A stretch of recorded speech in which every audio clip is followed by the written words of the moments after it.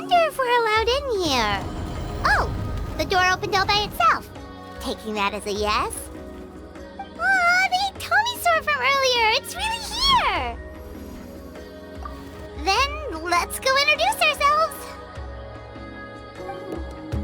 Hello there.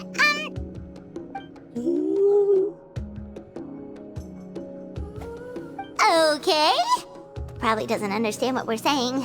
Doesn't look like any cogs are turning in there.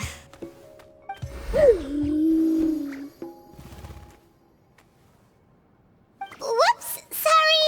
No offense intended! You there! You dare disrespect our elder?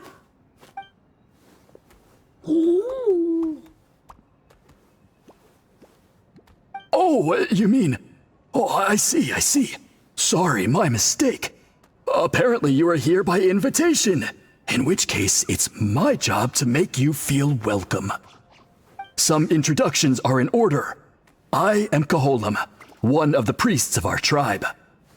And this is our Iktomisaur elder, the great Tlapokpokteetstatel, a living totem among the masters of the Nightwind.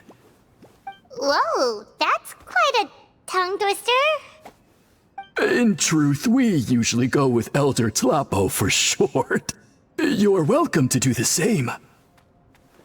Ah, I assume you're referring to our elder's special ability. Elder Tlapo has been alive for many centuries and harbors secrets that even we priests are at a loss to explain. So your reaction is entirely natural. But one thing I can say for sure is that Elder Tlapo has appointed the two of you to an extremely important task. For this reason, I would like to ask you to undergo a test. What sort of task? And what kind of test? If it's all right with you, I'll take you to see our chief. He's in a much better position to answer your questions.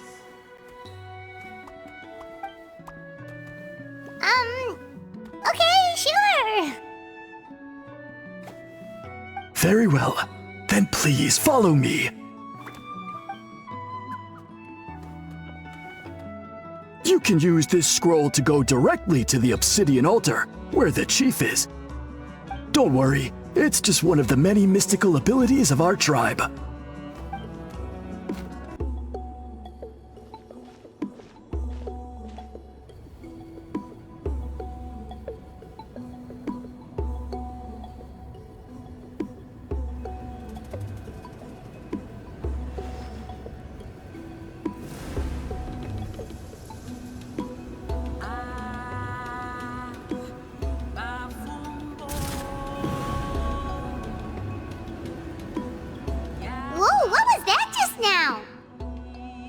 One of the routine duties of a priest. We attempt to contact the spirits of our ancestors to seek epiphanies and revelations. The chief is just over there. Please wait here while I have a word with him. I'll just be a moment. Well, the Masters of the Nightwind are definitely living up to their reputation as the mysterious ones.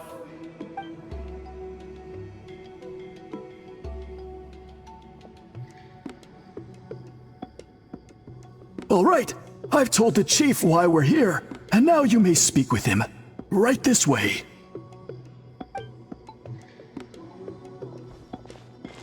So, you two are the appointed ones. I am Chief Biram. Welcome, and thank you for your patience. So tall. Unusually so. Yes, I am aware, but I assure you, it's no cause for alarm. Oh, no, of course not. Sorry, Paimon just reacted without thinking. Ah, yes. Koholum told me about that. As outsiders to our tribe, this is probably the first you've heard of such appointments. I'm sure the whole thing seems very confusing. Throughout our history, only members of the Masters of the Nightwind have been appointed to undertake these tasks. This is the first time an outsider has ever been chosen. Really? Allow me to explain. Our tribe has an old tradition of recording history in the form of woven scrolls. And not just our own history. We record the legends and heroic feats of all other tribes as well. It is a tradition we have observed for many centuries. We treat it as a solemn duty. However, when a major event occurs that affects all of Mictlán, we record it on a different kind of scroll, used for this exact purpose. And these scrolls can only be woven by someone of the Ictomisor Elder's choosing. When the Ictomisor Elder senses a major change in the ley lines, it will issue a formal declaration to appoint a creator for this scroll. Whoa, so you mean... Elder Talapo sensed a ley line change quite some time ago, but had not yet designated the scroll weavers until you arrived. Okay, but just so you're aware, we don't know the first thing about weaving scrolls. As a matter of fact, that does not surprise me at all. How come? In the 200 years that Elder Talapo has held this position, none of the appointed ones have ever been experienced scroll weavers. Does that mean 200 years of major historical events have gone unrecorded? No. They all submitted scrolls in time, yet each of them claimed it was not their own work, but a gift from the spirits. Man, this tribe gets more mysterious by the second. Yes, well, that is the part that troubles me. The notion that we have to rely on esoteric things like gifts from the spirits to record historical events of such great importance. It is unsettling. Huh. That's pretty surprising to hear, coming from the chief of this tribe. I can imagine. You probably see the Masters of the Night Wind as a people shrouded in mystery, who pride ourselves on our arcane practices. But I am something of an exception. I may be the chief, but when it comes to our traditions, I am in fact a proponent of change and reform. I have dedicated my energies to deciphering the many mysteries of our tribe.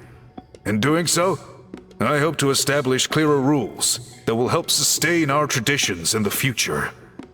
Wow, that sounds great! So have you figured out the mystery of the gift from the spirits? Sadly not. It is something I've been investigating for a long time, but I have yet to uncover what this gift truly refers to. Only a small handful of events over the years have been recorded on these special scrolls, with decades between each one. And by the time the next scroll weaver is appointed, my time as chief will be long gone. I will not be in a position to investigate as thoroughly. So... While I haven't gotten to the bottom of the matter, I have made some progress. But the only way I can develop my theories further is with the cooperation of the appointed ones. Precisely. It's nothing to be worried about. Simply a means of validating my current hypothesis. It shouldn't take you long, nor will it put you in any danger. I can explain everything in detail when we get to the site of the test. But first, please wait a moment while I change out of the soul-shielding cloak. This garb is one of our important cultural relics, handed down by generations of chiefs. It is only to be worn when conducting certain ceremonies. Oh!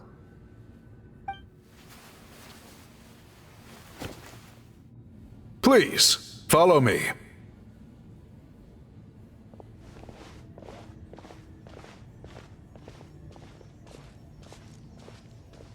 Do you see this scroll? If you touch it, you will enter a hidden space. Today's test is, quite simply, to find a way to escape that space. That's it? I assure you, it's not as easy as it sounds. If you cannot find your own way out, I will of course intervene to bring you back here. But then, we will be no closer to solving this mystery. Good. Simply touch the scroll to begin the test.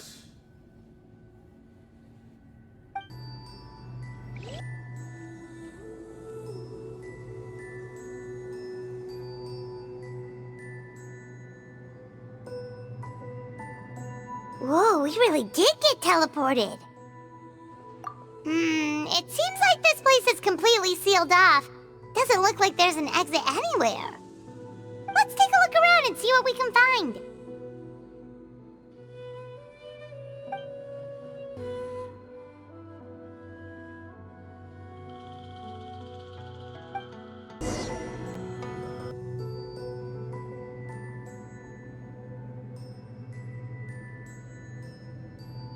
There are so many woven scrolls here.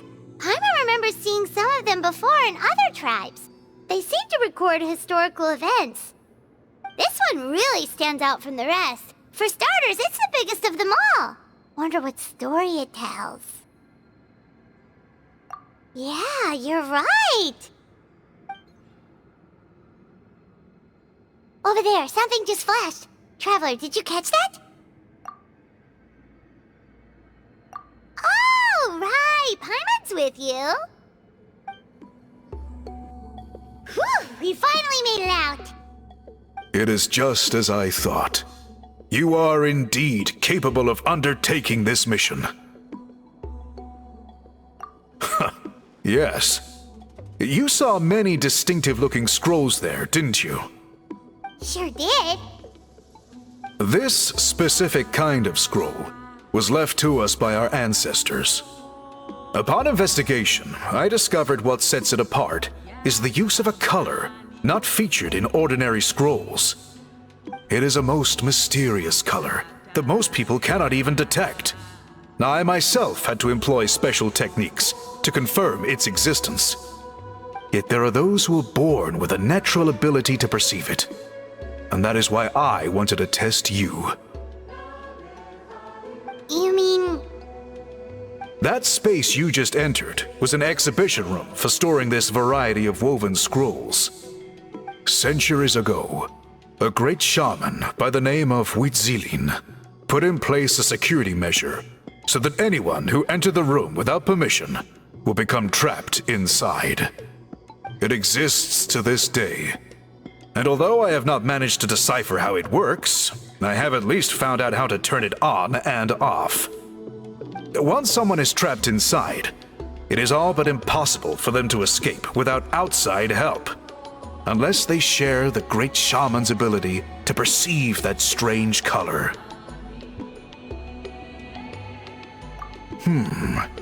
Clearly you must have this ability, which leads me to believe that our Ictomisor Elder can sense this ability in people, and that it appoints a scroll weaver on this basis.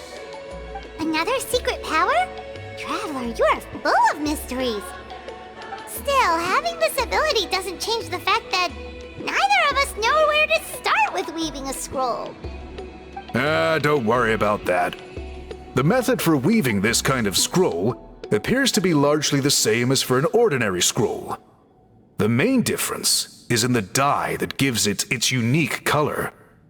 If my suspicions are correct, this dye is the key to weaving the scroll, and your special ability is the key to obtaining it. The dyeing process is also a little different from the norm, but I don't anticipate any major issues there. As long as you two can source the dye itself, I can assist with the application.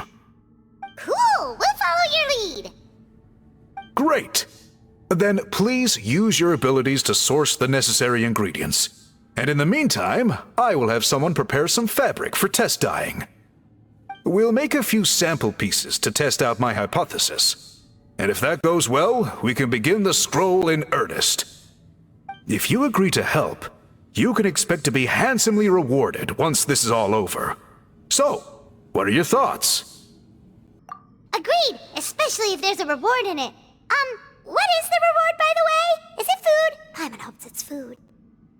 Given the stakes involved for our tribe, I was thinking a substantial sum of mora would be appropriate. Surely that would be preferable to just a free meal. Mora works too! Anyway, how do we go about finding these ingredients? Are we supposed to just keep walking around Natlan until we stumble across them? Thankfully not. I've already identified a location where I suspect they may be found. And I've arranged for someone to guide you there. Your guide is waiting just outside. You can set off at your leisure.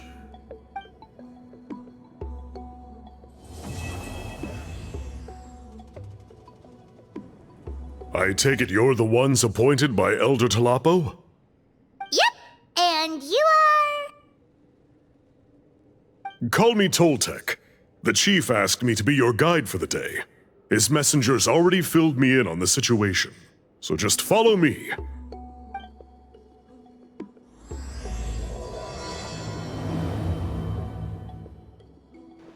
So the dye is somewhere in this cave, huh? This is as far as I can take you. Only the appointed ones may proceed from here. Why's that? Kind of a long story. Apparently, there's a certain fruit that grows in this cave, the juice of which can be processed to make an excellent dye.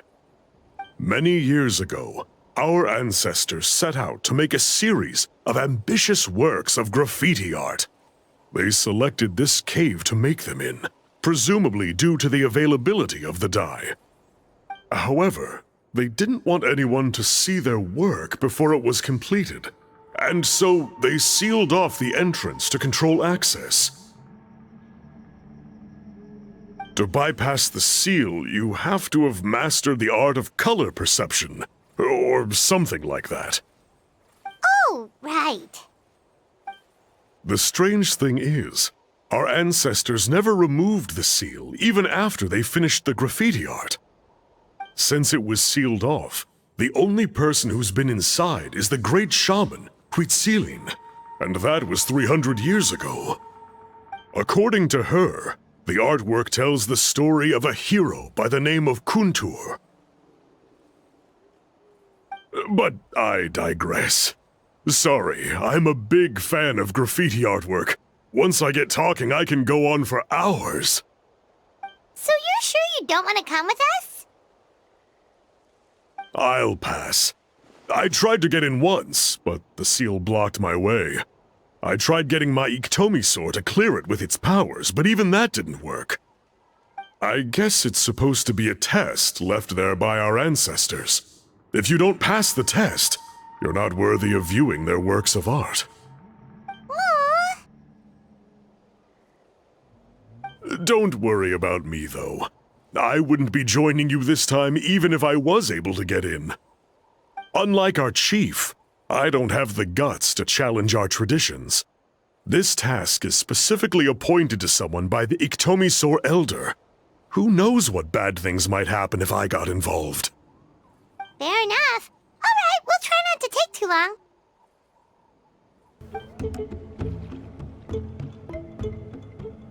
This should be the place.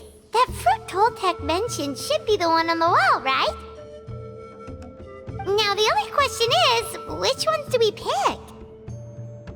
Well, go ahead, try it out! These guys' ancestors made some real works of art here.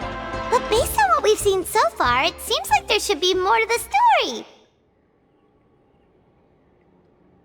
Do you think maybe there's more artwork further inside?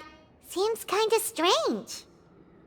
Oh, no need. Paimon was just thinking aloud. Toltec's waiting for us, and we have a job to do. So maybe it's best if we head out now. Let's head back and meet up with Toltec.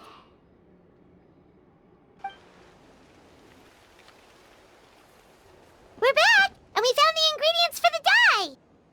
Sounds like you made it through the seal, then. Our Iktomi Elder was right about you. It's getting late. Follow me. I'll take us back. Toltec has updated me on your progress. Well done. I appreciate your efforts. Sure thing. Here's the stuff for the dye. I see. Yes, this is certainly a very different substance from typical dyes. Okay, now let's try our hand at making some samples. The fabric is ready for testing. Got it! Please come with me.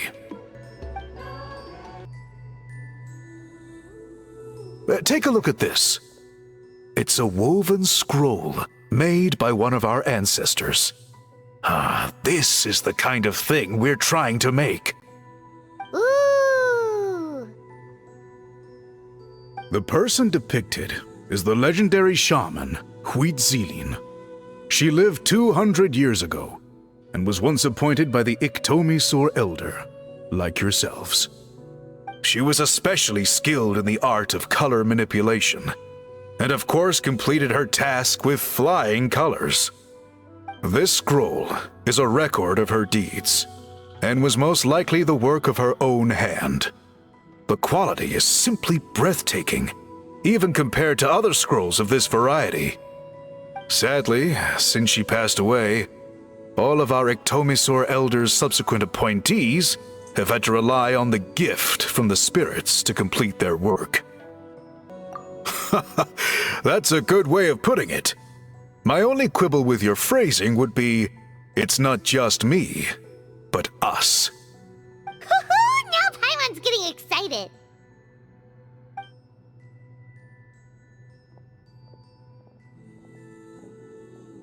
Bring out the samples.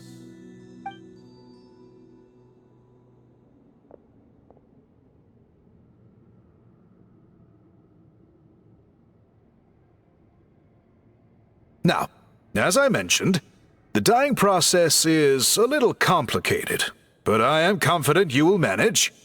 Just make sure to follow my instructions carefully. The pattern has already been sketched out on the sample, so you just need to dye each block with the correct color.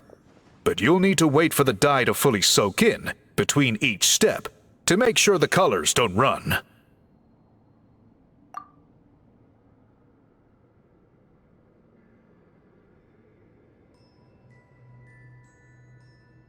Ha ha ha! Good! The dye has taken to the fabric, and the pattern is crisp and clear.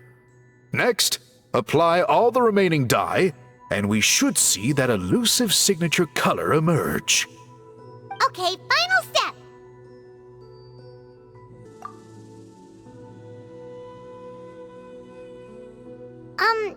Did it work? Paimon doesn't see it. Oh, that color isn't showing up. Oh, the dyeing has failed. No, your technique was flawless. You did everything exactly as instructed. It would have made no difference if I'd done it myself. Then what went wrong? It could be the weaving technique, or maybe the dye has to be applied in a different way. Oh, whatever the case, it looks like I have failed to get to the bottom of this mystery. Sorry, Paimon wishes we could do more to help. I am the one who should be apologizing. I made you do so much work, and it was for nothing. I will, of course, honor my commitment to compensate you for your trouble, but I do hope you won't give up on this task. I plan to keep investigating, and will be sure to keep you updated with any progress. Don't worry, we're not quitters. Paimon does have a question, though. This whole process of recording history on woven scrolls seems so complicated. Why don't you just write it down instead? You said yourself you're all about change and reform. Well, this seems like a pretty good place to start, don't you think? Writing things down would be easier for everyone, and your records would be more detailed. I think you perhaps misunderstood my philosophy, but that's okay. I can answer your question, but there's somewhere I need to show you first. Oh, sure.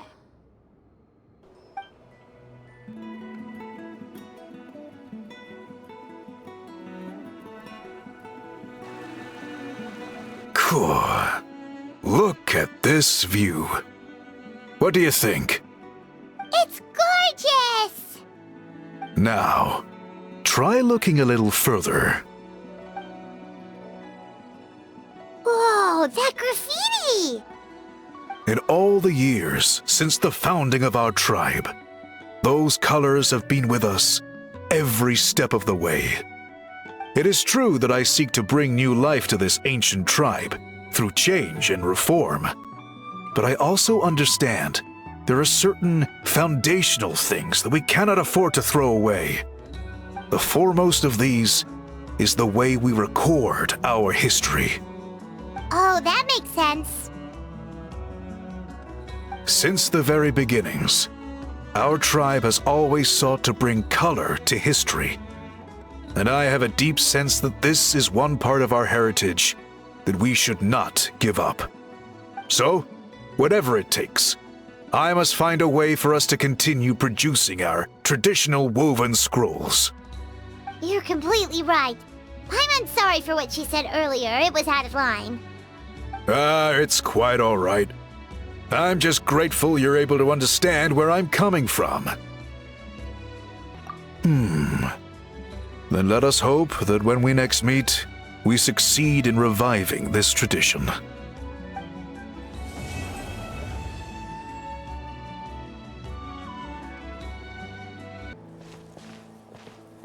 Huh? What are the Fatui doing here? That's a little concerning. Let's go over there and see what they're up to. Also, how did they get this close to a tribal settlement? Huh. All the Fatui left in Natlan are probably the captain's subordinates. That basically makes them followers of one of Natlan's heroes. Still, once a Fatus, always a Fatus. Something seems off seeing them here. Let's go check it out.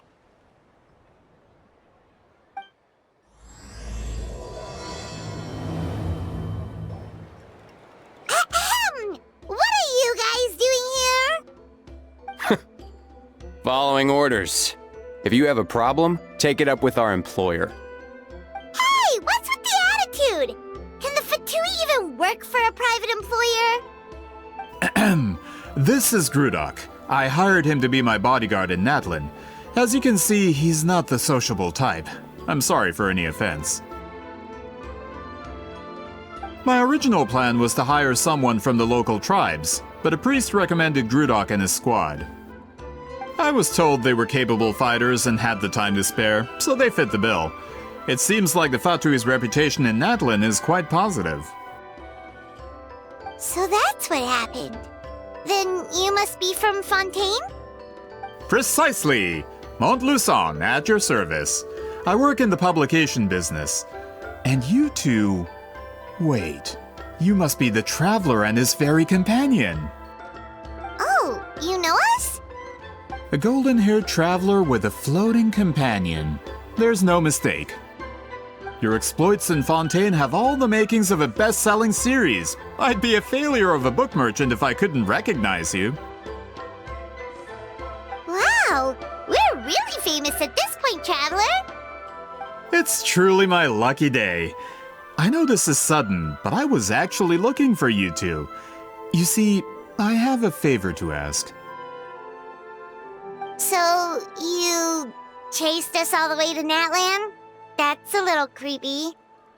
You'll be generously rewarded, I promise you. Well, at least he got straight to the point. Should we hear what he has to say? All right, we'll hear your request. You know the great shaman Sitlali, right? I need her help with something.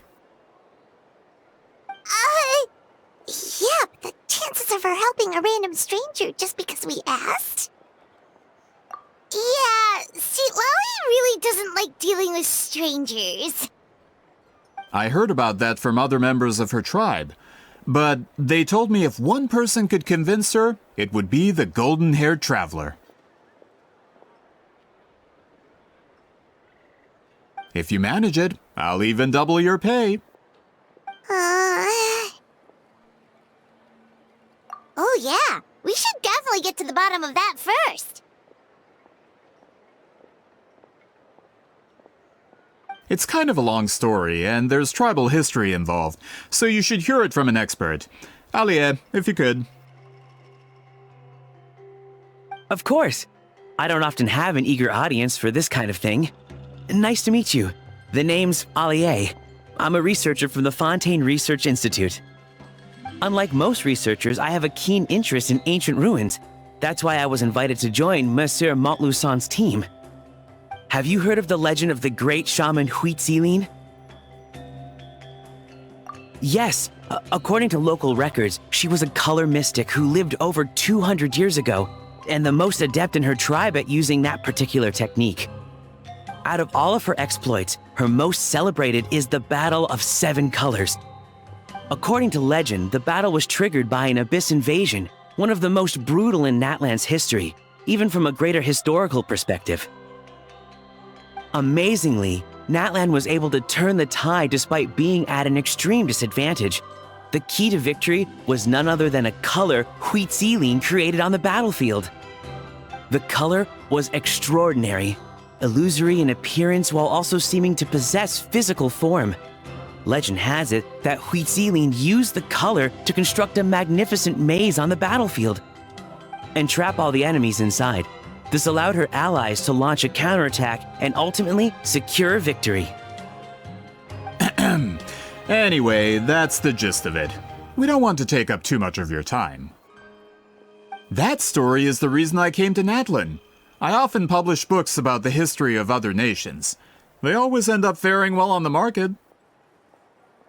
When I heard this story for the first time, I wanted to include it in my next collection, but historical records about Natlan aren't very detailed. We haven't been able to determine where the battle took place, or find any definitive evidence that it occurred at all. Even within the Masters of the Nightwind, people dispute the legitimacy of the story. Some believe it to be a myth. If that were the case, the story would not be fit for publication. But if you're just including it in a story collection, why does it matter if it never happened? Well, you see, the slogan for the collection is Restoring the Truth of History. Naturally, I need it to be factual. That's why I'm here. The Masters of the Nightwind are said to have a tradition of recording past events, so I wanted to consult their records. But I was refused access to the Obsidian Altar. Application after application, and all I received were a few ordinary woven scrolls with nothing to offer. Honestly, I'm just trying to promote their history, and they make such a fuss. According to my research, their scrolls are considered sacred relics in addition to historical records. Naturally, outsiders are rarely granted access. Not to mention, the scrolls we did get to review actually contain a huge amount of information. I just need more time, and I could... We've been over this, Allier. There's no need to waste time on those scrolls when we have a better way. Citlali, you mean? Exactly. You're well aware, I'm sure, that Citlali has been alive for more than 200 years. That means she lived during the era of the Battle of Seven Colors. If she agrees to be my consultant, then no other historical records are necessary. Oh, that's what you want. So, what do you say? I'll quadruple the pay if it helps sweeten the deal. Well, it's not that we don't want to help you. Oh, right. The duty the chief gave us has a lot to do with Huitzilin. Who knows? The Battle of Seven Colors might lead us in the right direction. All right, we'll help you convince Citlali. Just let us do the talking, okay? Of course.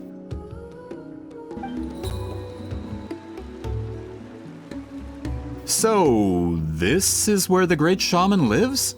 A bit far from civilization, isn't it? I hope the person who pointed us in this direction wasn't mistaken. For someone like Citlali, it actually makes a lot of sense. Is this graffiti her work too? I wonder if it's a cultural practice. If I could just copy it down, We're here for a reason, Allier. As agreed, you two can do the talking, and we'll wait for you here. Okay, we'll go door. Hopefully she's not hungover.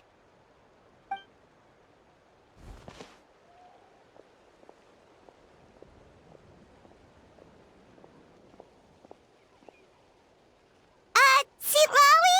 Are you there? We need your help with something! Oh, no response.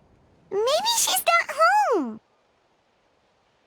Oh, Granny Eatsley? Are you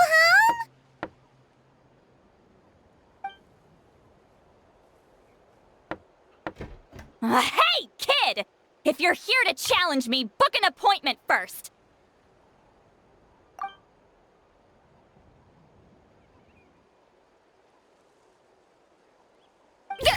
Traveler!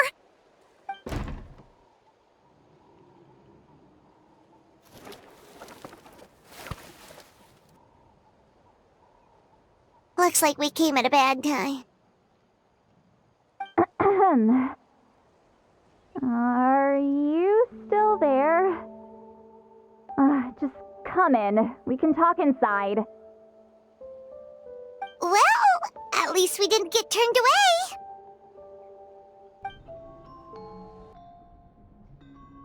Huh. So this is where Sitlawi lives. I, didn't have time to fully clean up the place. Complain if you want. Menial housework means nothing to a great shaman like myself. Besides, in light novels, people who keep everything neat and tidy are always too boring to be the protagonists. Also, I'm not a hermit. I'm just above superficial rules of societal etiquette.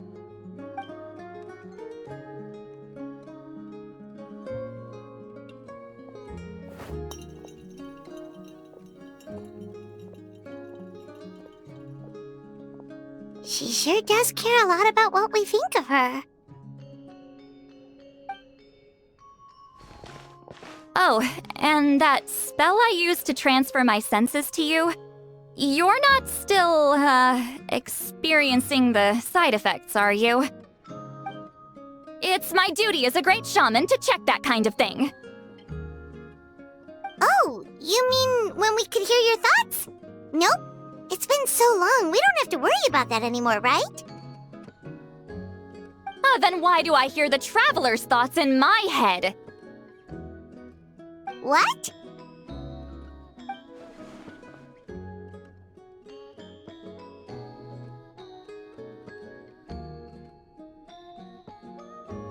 I can still hear you, you know.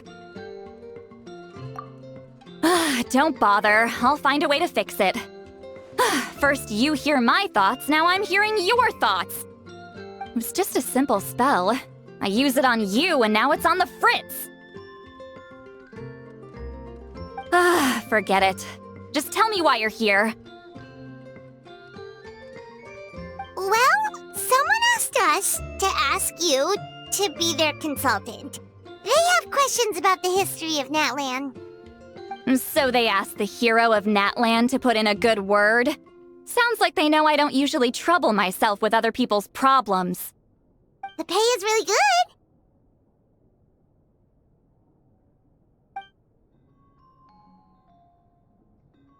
Doesn't matter. I'm busy. She sure doesn't look busy. Paimon knew this wouldn't get us anywhere. From you?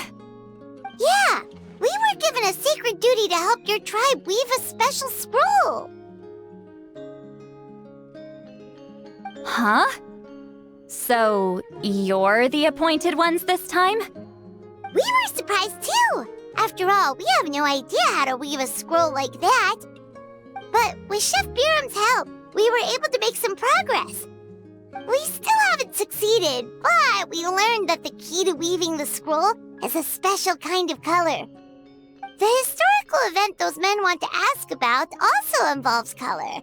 If you help them, you might end up helping us too.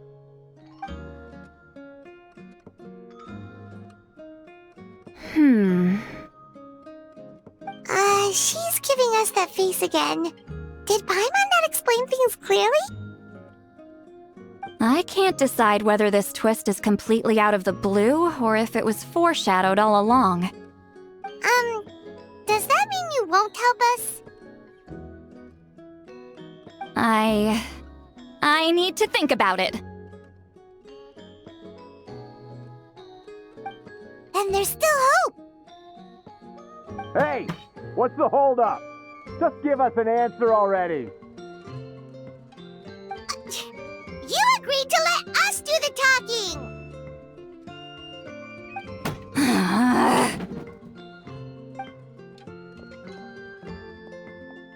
Sweet Lolly!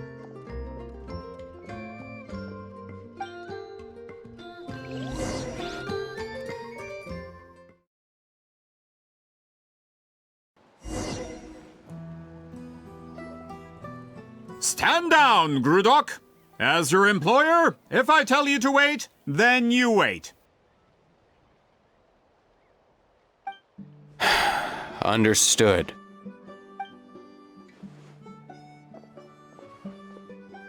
You're the great shaman who's been alive for centuries?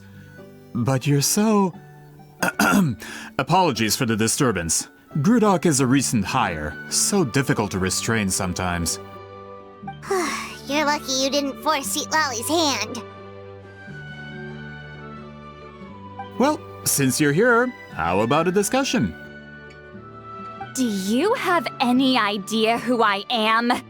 Did you think Granny Eatsley would be fooled by your little performance? I have no intention of speaking to you. Your recent hire interrupted me right as I was about to make an important decision.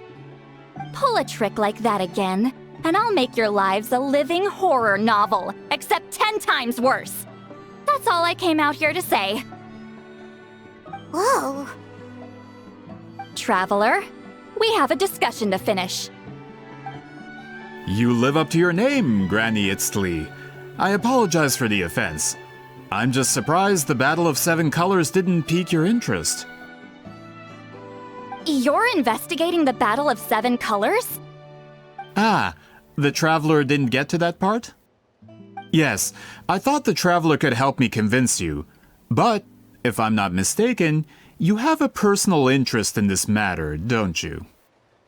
I heard that the great shaman Huitzilin was a friend of yours. You two must have been close. If I can resolve the controversy and prove the battle took place, I'll include it in my next collection. Then, all of Teyvat will learn the truth. With your support, your friend's heroic deeds will once again be known throughout the land. Inspiring, don't you think? If this is really about that duty, then... fine. I'll help you. I'm honored. Save it. I agreed to help the Traveler, not you. You'll just have to leech what you can.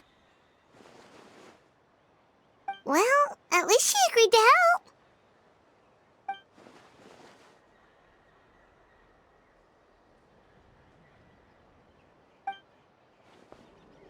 Who are you calling heartless? Not a problem. I always planned to work with the Traveler. So, did you directly experience any events of the battle? Do you have any idea where it took place? Can you think of any relics we could use to prove it? Talk at me, why don't you?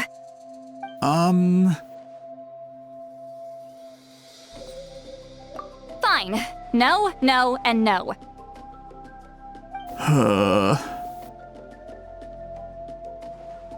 I did live during the same era as her, but that doesn't mean we experienced the same events. I've lived a long time, but I'm not a walking encyclopedia. You decide the angle of your investigation, and I'll provide answers if I'm familiar with the subject. All right. Even if you didn't witness the battle yourself, you still lived through that era. Your insights are very valuable. Alier, you had an idea about where to start, yes? Oh, well, my plan was to consult the members of the tribe in charge of recording history. Then, let's start there. Traveler, what do you say to officially working together? After all, it appears I can only get Miss Citlali's help through you.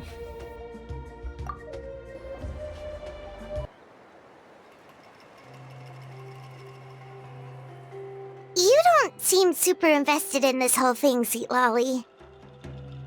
The Battle of Seven Colors is something I've only ever heard about. I know as much as anyone else in my tribe. But how? Weren't you alive when it happened? I wasn't there when it took place, and she never told me about it. That's how. But Molo-san said the two of you were close friends.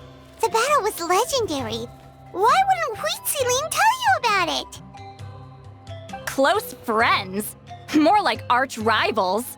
Something Montlusan would know if he actually did his research.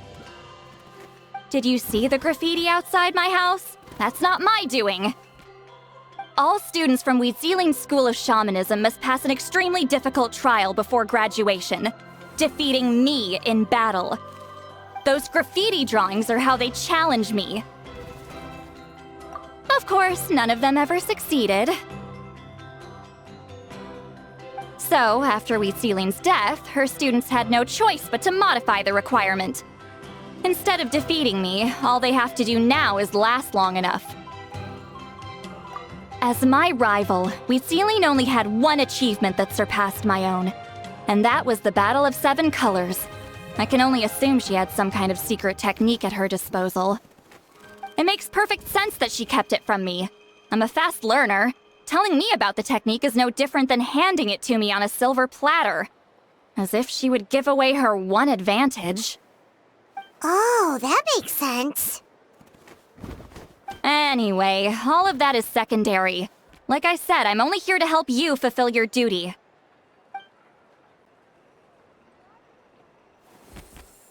Don't misunderstand. This duty is important for my tribe, too. A great shaman should do her part to see it done.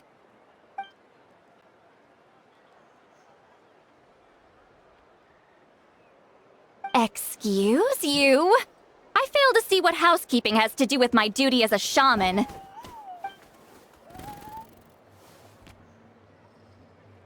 Why is it that you're the one whose thoughts are exposed, but I'm still the one suffering?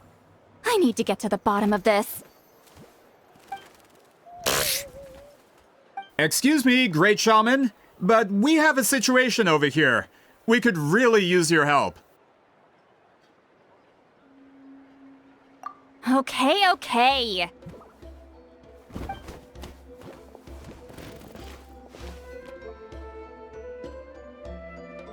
Of course the Battle of Seven Colors happened. The woven scroll proves it. Huitzilin used a mysterious color to construct a maze and trap the enemies inside. That's just your interpretation. There's more than one way to understand that scroll. Besides, constructing a maze out of color is ridiculous. Huitzilin was one of the most powerful shamans of her time. She definitely could have pulled it off. That's the biggest problem. She had students. Why not pass it down? A technique that powerful? And no shaman since has ever used it? Her students are keeping it a secret, of course. If you knew a technique like that, you'd be a fool to show it to just anyone.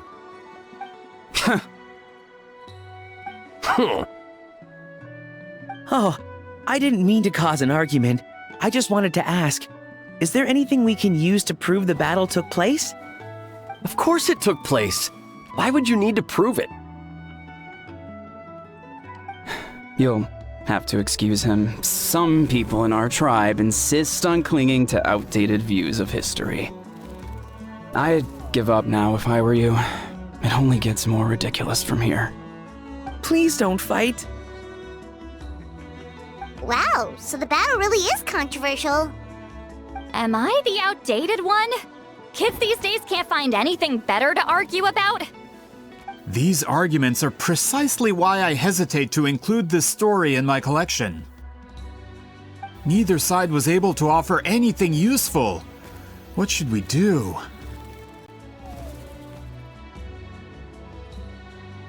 Huitzilin was a passionate teacher. We were opposites in that sense. The technique she used in the battle must have been her masterpiece. There's every reason to pass it on. Still, if the technique is powerful enough to single-handedly stop an invasion, it also makes sense that her disciples would keep it a secret. We should check with the students from her school. If we can confirm the technique exists, we can deduce certain things about the battle. But as far as I know, most of the shamans from her school occupy high positions in the tribe. Not the type of people outsiders like us can speak to on a whim. Right. The obsidian altar is off limits to you. But, if I go... Is there a problem? Most of Wheatsealing students are respected priests in the tribe. But that means they had to go through me. Or try, at least. I, of course, humiliated them from a young age. Those who hold the position now are the ones who lasted long enough before I wiped the floor with them. If I show up without warning, they'll run for dear life. That's not gonna get us any answers. Yeah, Paimon can see it now.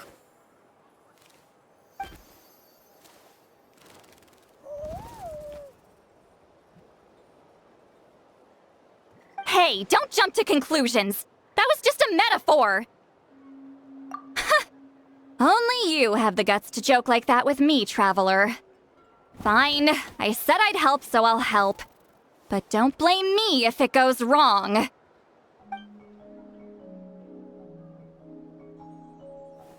Alright, the rest of you can wait for us here. We appreciate the help.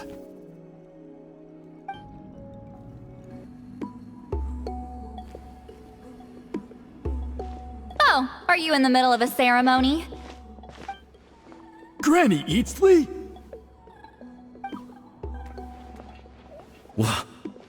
What is she doing here? Did some coward not show up after challenging her to a fight? Or is she here to officially take over the tribe? Whoa, it's like they really do see her as some kind of tyrant. No matter what, we'll defend our dignity as priests to the end! Ugh, you talk a big game for someone who lost to me the most out of the entire priesthood. What? All I want is to ask some questions. So, you're here to interrogate us? Someone didn't sit pretty for their beating? Is that it? You want their name, don't you? We should just run! Yeah, with the hero of Natlan here, Granny Eatsley will be on her best behavior. Sure, whatever you say. Oh, it's the Traveler and his companion. That does make me feel better. How can we help you? We wanted to ask about the technique you inherited from Wheatsealing. So you can eradicate our school once and for all? Disciples of our school have challenged her year after year, just as our master instructed. Sounds like she's finally had enough. Well, you're not wrong. If we want to protect our legacy, one of us needs to run! Not this again. Just how much did you traumatize them, Sweet Lolly?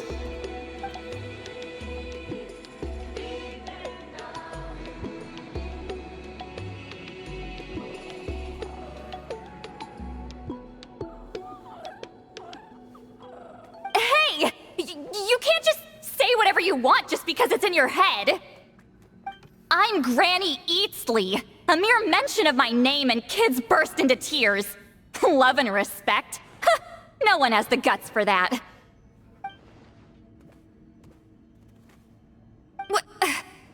You know what? Forget about your duty. We really need to fix this mind-reading situation.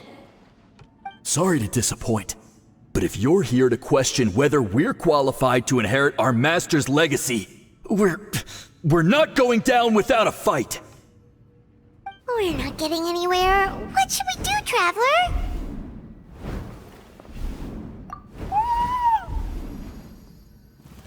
Huh? Oh, it's you. Elder Tlapo! Oh, we must have disturbed your meditation. Our deepest apologies. Please forgive us.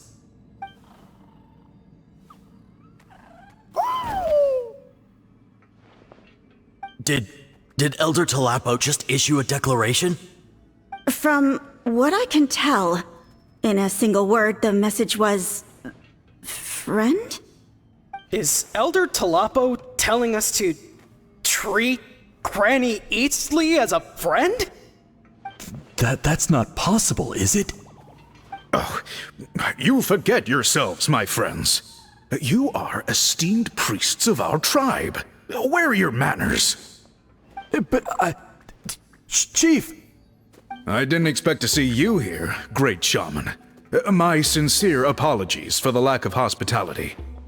Well, I wasn't exactly planning to come to this crowded place. So you can save the pleasantries, Chief. I'd rather get this over with. Understood. Now, as successors of Huitzilin, I understand your friction with Granny Eastley. However, Elder Talapo's declarations have always showed us the correct path. You would do well to respect his counsel. So, mind your manners and allow Granny Eastley to ask her questions. Good thing Elder Talapo and Chief Biram are on our side. Hi there, Elder Talapo!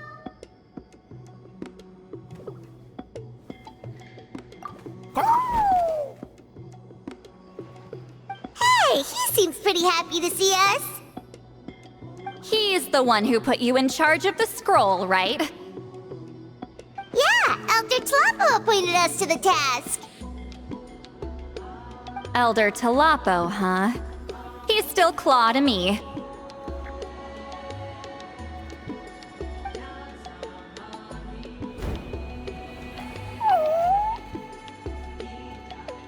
Hey, don't pull that cutesy stuff with me.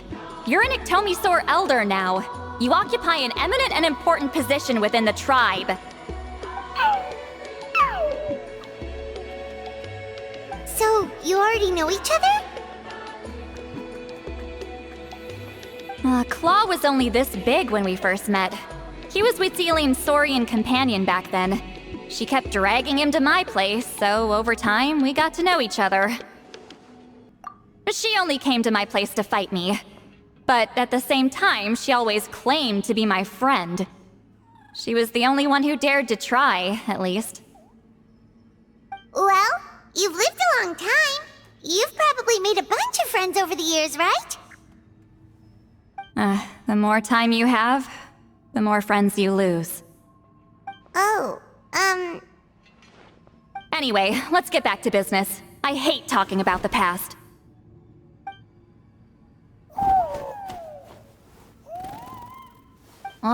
200 years and you still haven't given up, Claw?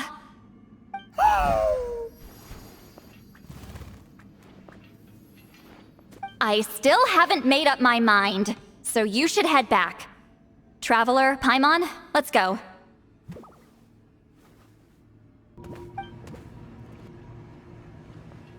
Hey there, Chief Biram! Oh, wait. We haven't reached out since the last time we failed the task, huh? I'm just grateful you haven't forgotten that duty. Actually, we have good news! We found another clue! I'm all ears. It's the Battle of Seven Colors. Huitzilin's claim to fame? That sounds promising. But the battle took place hundreds of years ago. An investigation is bound to be difficult. True, but Granny Eastley promised to help. Is that so? I've tried seeking her help in the past, but I never managed to coax her out. You should cherish this opportunity. Hey, don't complain! None of the previous chiefs succeeded either. Forgive me. That wasn't my intention. It was a comment on my own failings. Paimon said you've been trying to figure out how to weave the special scroll. It is my duty, great shaman. Why bother? The scrolls always end up completed on time. So what's the point of figuring it out for yourself? If I may, this task concerns the history of Natlan as a whole. And in many ways, history is the memory of a people. Memory is sacred to our tribe. I'm sure a great shaman understands that better than a humble junior like myself. Something this important cannot be left to baseless rumors. I know you don't concern yourself with the daily affairs of the tribe, Granny Eatsley. Even so, as a priestess, I trust you wouldn't leave something like that to chance. I get your point. Of course, the one time I wish you could read my mind, it doesn't work.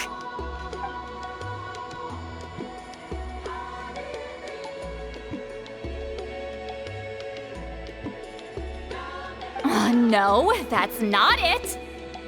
Huh? It's not important. Rest assured, Biram, with my help, the Traveler and Paimon will definitely be able to complete the task. Haha. You have my thanks then. Huh.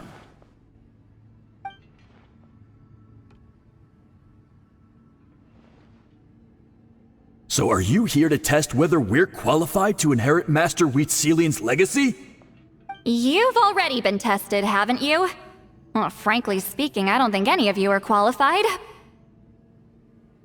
But that's not why I'm here. All you need to do is be good and answer my questions. Fine. Ask away. You've heard of the Battle of Seven Colors, right? Of course. It's our master's claim to fame.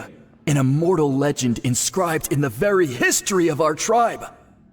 Then I'm sure you know there are those who question whether it actually occurred.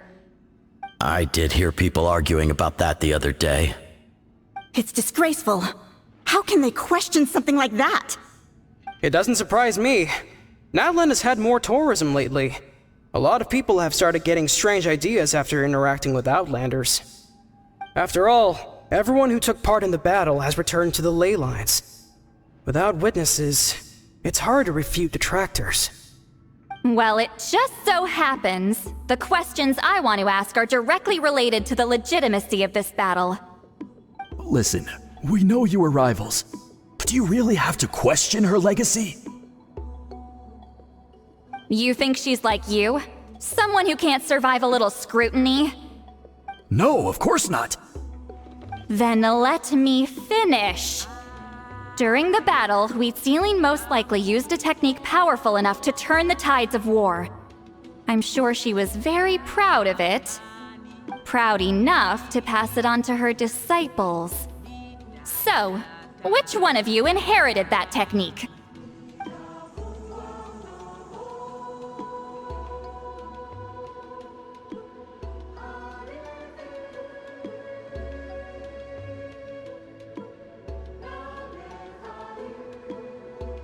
I don't think any of us have heard of it. Listen, I'm not trying to take it for myself, so be honest. With or without it, I can wipe the floor with any of you. Yeah, no objections there. But I'm telling the truth. None of us have ever heard of that technique. What's wrong with her?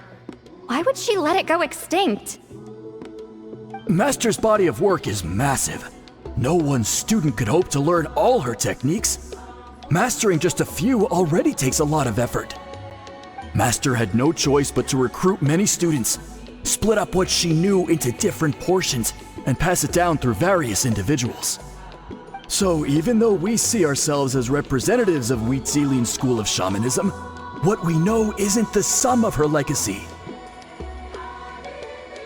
Actually, I know of a shaman family that inherited some of Master's techniques. The family fell on hard times and lost the right to the priesthood. Still could be worth a shot. But if they inherited Wheatselian's secret technique, shouldn't the family be thriving? Well, it's the only thing I can think of. All right, give me their address. I'll mark it out on your map. To be honest, I'm not optimistic about the future of this investigation. That's because the request came from you. You don't know the power of your own words, do you?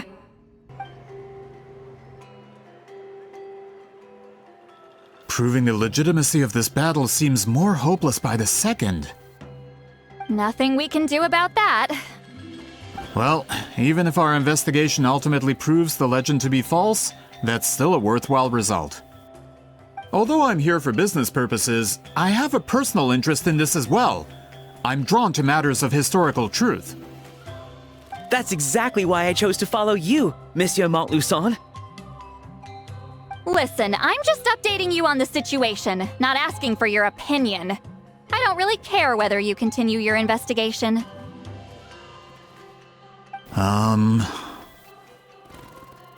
And Traveler, you came to me for help with your scroll weaving duty, right? You thought looking into the Battle of Seven Colors could give you answers. That's understandable. But based on our progress, I'd say this is a dead end. Instead of wasting time, you might consider taking a different approach. I'll try to think of another way to help you. Respected Traveler, let's not forget about the compensation I promised. You shall have it in full. Extra, if that's what it takes. What makes you say that? Yeah, based on what you've told us so far, it kinda seems like there's unresolved tension between you two. You think so? She claimed to be your friend, but picked fights with you non-stop, and never told you about her biggest accomplishment. By figuring out the truth behind the battle, maybe we can finally help you get closure. Closure? I'd say we're 200 years too late.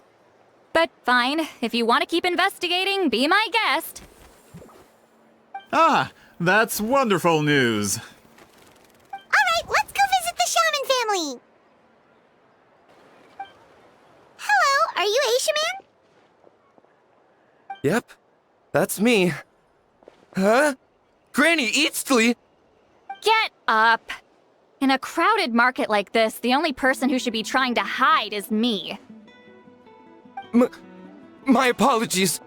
Ever since my grandfather's generation, the shamans of my family have given up on passing your trial, Granny Eastly. Have we offended you in some other capacity? Man, this is generational trauma at this point. Whenever I misbehaved as a kid, Grandpa would tell me about the thrashing he received from Granny Eastly.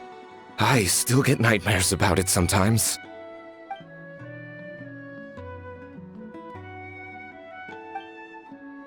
Hey, don't get any funny ideas. This was your idea, remember? Keep asking your questions. I'm going to find somewhere quiet to wait.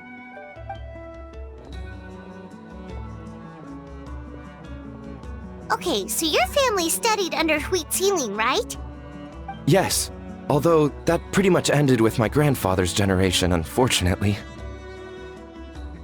The techniques my family learned from Huitzilin didn't have much practical use in terms of tribal affairs, so during my grandfather's time, we quit the priesthood.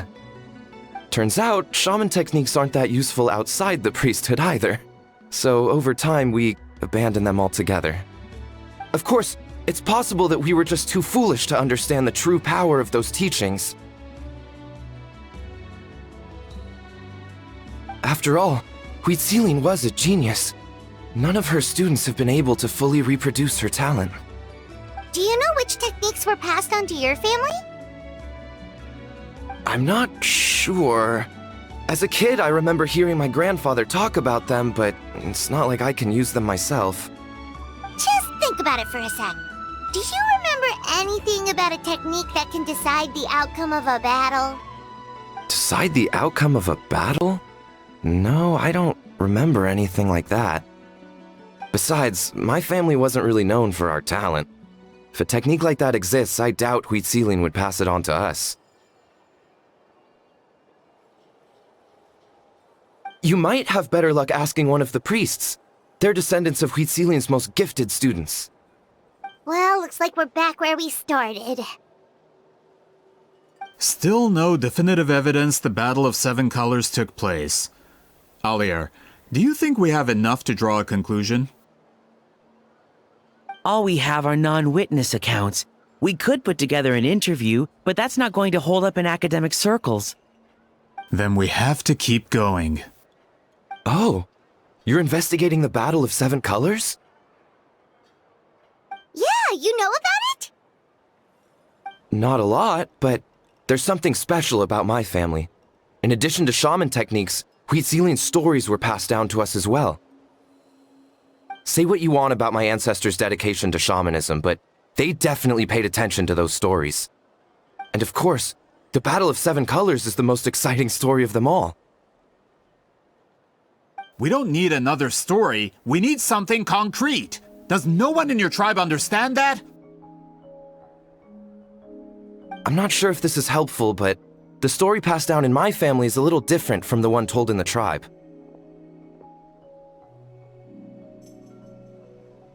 Really? Well, it's Huitzilian's personal account of the event, so it's a lot more detailed. For example, in the version I heard, the battle took place in a location known as Chico Mostuk Cave. That means you can tell us where to find it. Have you ever been to this place? Unfortunately not. I studied maps of Natlan before we left, Monsieur Montluçon. I don't remember ever seeing such a name. Could your ancestors be mistaken, Mr. Ashemin? It's unlikely. My family may have let the shamanism side of things fall by the wayside, but we're serious about these stories. In the words of my grandfather, some things deserve to be passed down more than secret arts. If Huitzilin's version of events differs so much from the general understanding, that makes it even more likely the battle is completely made up. Yeah, that's disappointing. Oh, hold on. You mentioned the Chico Mostuk cave? Oh, yes? Can I clear something up for you? It's been more than 200 years. Huh. I never thought I'd hear that name again. What do you mean?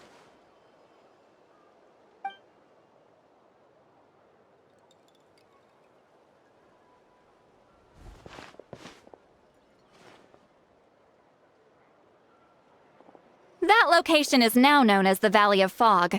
The Chico Mostuk cave is what it was called 200 years ago. Precisely when Huitzilin was alive. That means, Monsieur Montluçon, we can confirm the original site of the battle. Once we get there, the evidence we need should be at our fingertips. Just when we thought all hope was lost. I never doubted you, great shaman. Allow me to present you with a gift as thanks. Save it. Flattery won't get you anywhere with me. Wait, Mr. Montluçon works in publishing. You're a huge fan of light novels, right, Sweet Lolly? Maybe he could get you some that are out of print. Really? Out of print, huh? Sure. Do you have any in mind? Well, if we're talking collectibles, then the first edition of Shogun Almighty reborn as Raiden with unlimited power is a must. It's the first major hit of the isekai genre. Several editions have gone to print, but copies of the first edition are exceedingly rare and valuable. I see. There's also its sister work, Pretty Please Kitsune Guji. It was Yae Publishing House's attempt at gauging the new market trends.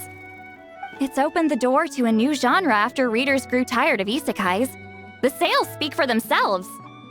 Actually, Yae Publishing House released a limited edition not too long ago, but it's almost impossible to get. Anyway, I'll take those two. Sorry, I'm not sure I caught all that. What were the titles again? Reborn as Kitsune Guji? These two titles are among the most successful and well-known works in the entire industry. You're telling me, as someone who works in publishing, you've never heard of them? I'm a merchant from Fontaine, after all. Regarding this particular genre from Inazuma, I'm afraid I lack your level of expertise. Huh. Amateur.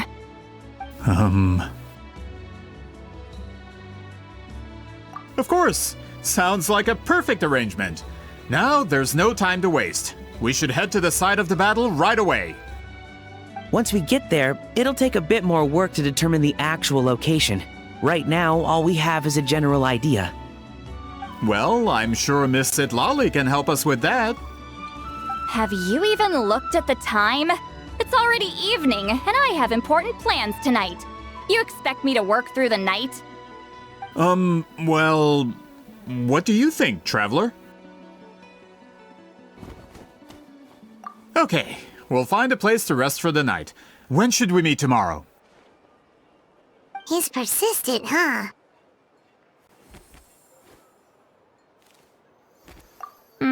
How about noon? Do we have to wait that long? Great shamans have important matters to attend to in the morning. That's only because I have important tasks to complete at night.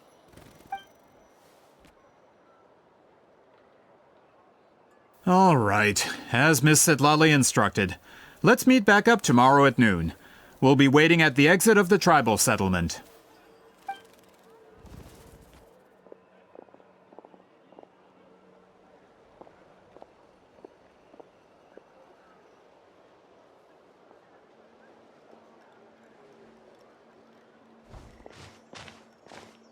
Sorry, I just wanted to ask, is Granny Eatsley satisfied with my answer? Yeah, of course! You really helped us out. Oh, good. I'm glad I didn't offend her somehow. You're really that scared of her? To be honest, Granny Eatsley almost never interacts with ordinary tribespeople like us. Everything we know about her comes from rumors. She's a powerful shaman who's lived for over 200 years. As a great hero, you're probably the only one who isn't intimidated by her.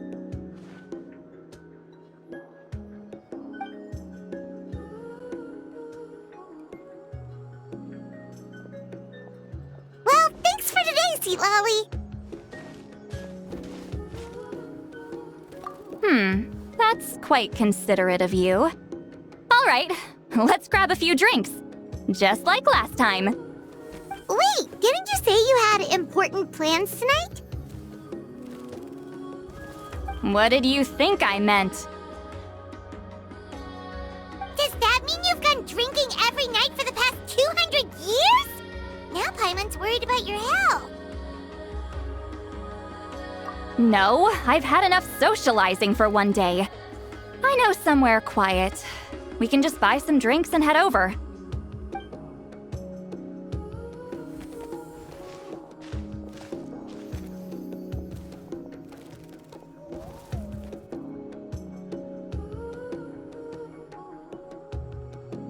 Which will also give us a chance to solve the mind-reading issue. Considering the necessary spell work, I'd rather do it in private. Whoa, this is like a secret base! Sometimes I want the fresh air, but not the company. So I come here. Let's see if my stash is still here. Ah, great! The halberd crest birds didn't eat my snacks.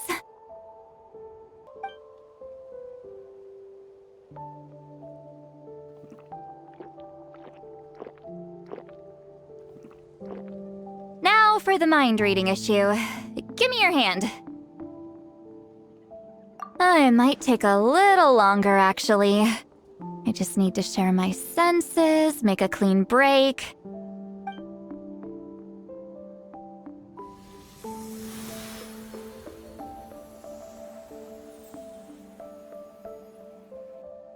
And that should do it, right?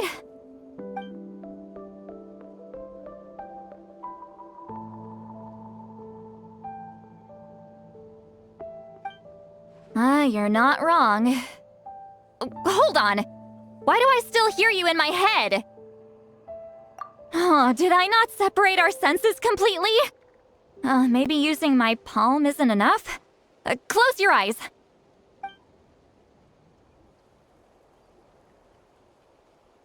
Oh, please work, please work. A great shaman should be able to handle this. Okay, what about now? Huh? And now? Huh. Whenever I try to remove the effect, it just flips direction and gets worse.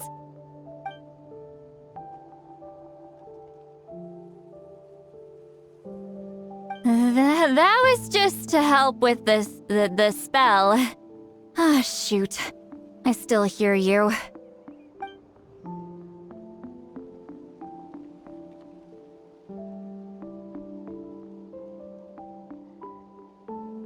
For a human soul, to lose the boundaries of the mind is to drown in the sea of consciousness without a concept of self. Wait, that sounds bad! I read that in a light novel. When it comes to the real world, I think it's pretty accurate. Is Sweet Lolly drunk? She's not making much sense. Anyway, we'll just have to leave it for now. Hearing the Traveler's thoughts isn't that bad, right? You should just tease him. That's what Paimon would do.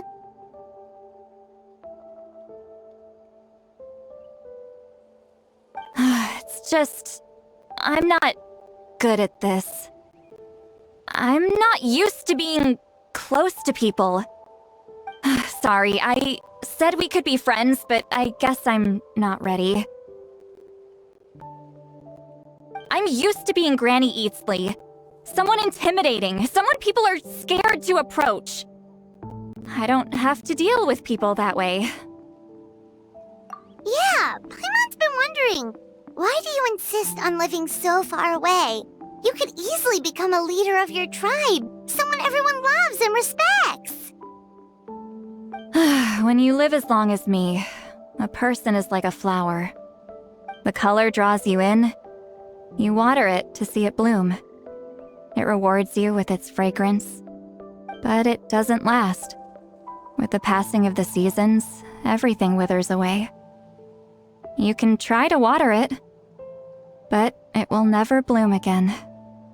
Even if the same plot of soil is covered in flowers the following year, the one you remember won't be there. That's just how it is. Most of the people in my life will be gone one day, just like a flower. Getting close means losing friend after friend for hundreds of years, until the weight of their memories crushes my soul. If people don't care about me, then I don't have to care about them. It's better if the people in my memories are nothing more than fleeting strangers. Sweet Lolly. You won't live as long as me, so you don't have to worry about that. Really? Then you should understand. Nearly everyone you know will be gone one day.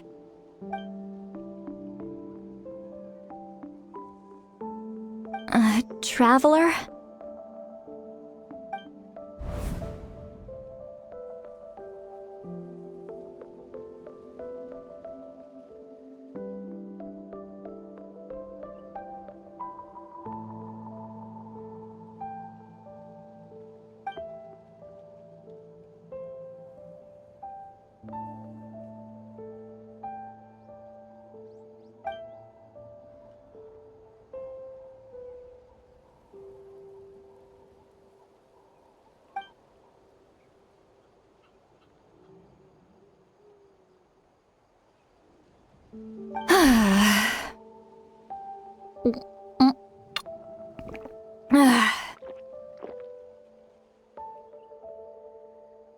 Is something wrong?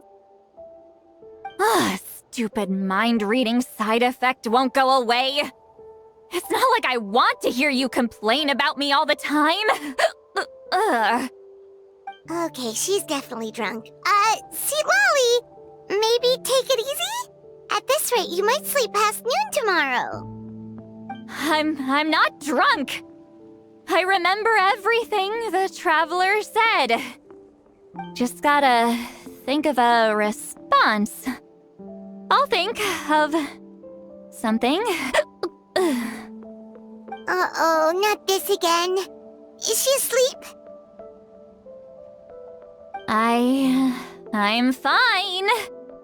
Can get home by myself. Is she talking in her sleep or talking to us? She seems kind of out of it.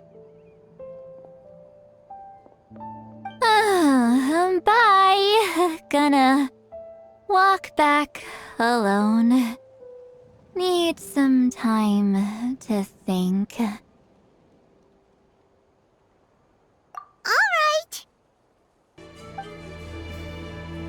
This should be the place we decided to meet yesterday. Who knows if Sweet Lolly will show up on time. She drank so much last night, she might not even be up yet. Ahem. Sweet Lolly! No need to sound so surprised. Drinking is just a way to pass the time. I mastered the art of moderation long ago. Last night doesn't count. It was a minor slip-up, that's all. Anyway, I gave everything a lot of thought, and I think you're right about something. The Battle of Seven Colors holds the key to a lot of the answers I've been searching for. So that's why you're here so early. Traveler, great shaman. Sorry to keep you waiting. Shall we head out?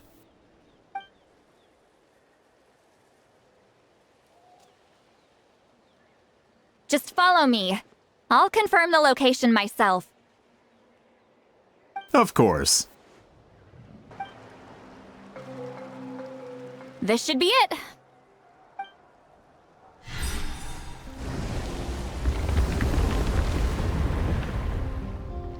So the battlefield is inside this place. That could explain a lot of our academic questions. Don't lose focus. Once we get to the actual site of the battle, all the evidence needed for publication will be at our fingertips. Everyone ready?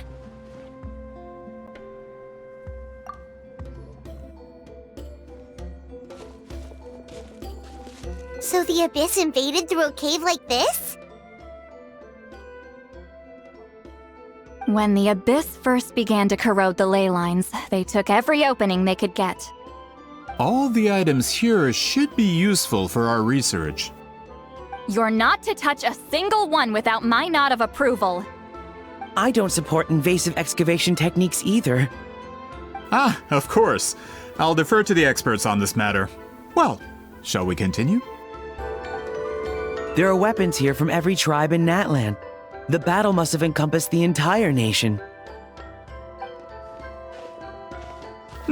Sounds like we're getting closer to what the legend describes. But all we can really say is that a battle took place here. There's still no evidence of any colors or some elaborate maze. Wow, you're really invested in the Battle of Seven Colors. Well, it's the reason I came to Natlan in the first place. Grudok, send some of your men to search the area. We might miss something all grouped together like this. I'd like to cover all our bases. All the bases. You got it. Don't jump to conclusions. Of course this isn't the site of the actual battle. We have to keep going. Whoa, we passed straight through! What was that? Some kind of color magic?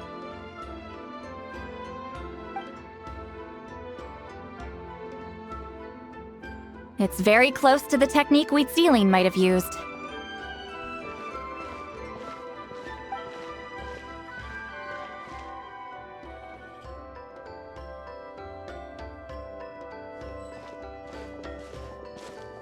That's it?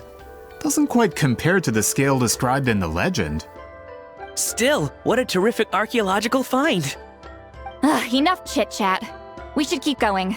The deeper we go, the more we'll find.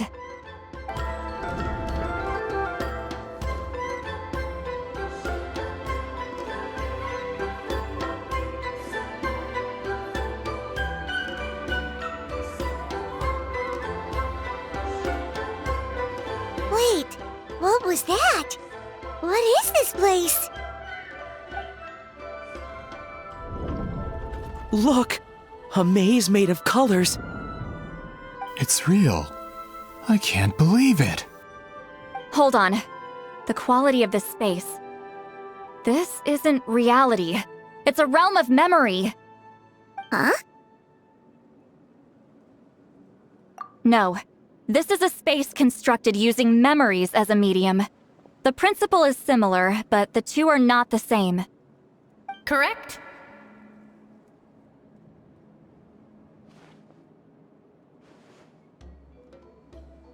Wheatsealing? What? No.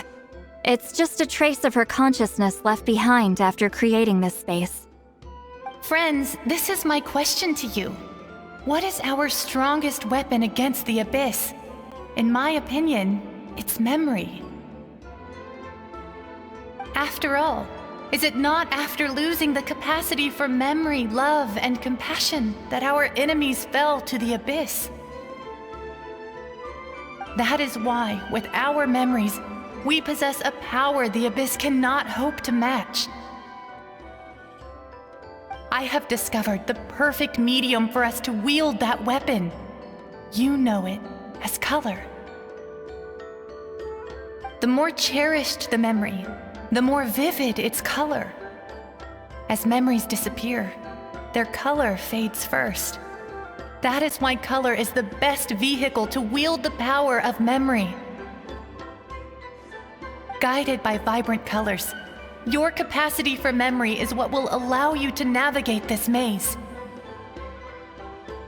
Without that capacity, enemies will fail to cross the barrier in front of them and be trapped here for eternity. So, be brave, my friends, and march forward! Any ideas, Sweet Lolly? Sounds like she left a tutorial. Not surprising. She always did have to handhold her talentless students. Follow me.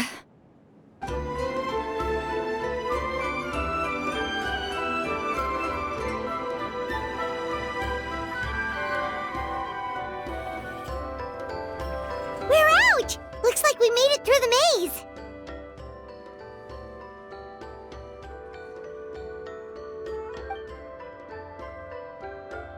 Hold on. This is... Whoa, so pretty! The thing inside the sphere looks exactly like the maze! It's like a miniature blueprint made from a special dye. That color. The dye was modified using a secret technique to harness the power of memories and create mazes like the one we just witnessed. Without that power, it's just a normal dye. But the color it produces is still quite rare. I would say this is the most direct evidence that the Battle of Seven Colors actually took place. The expert has spoken!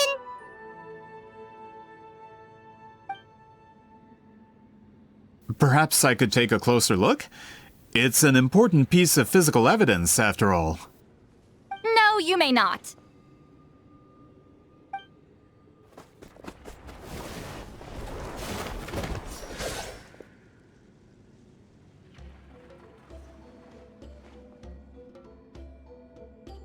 Doing? You noticed my signal.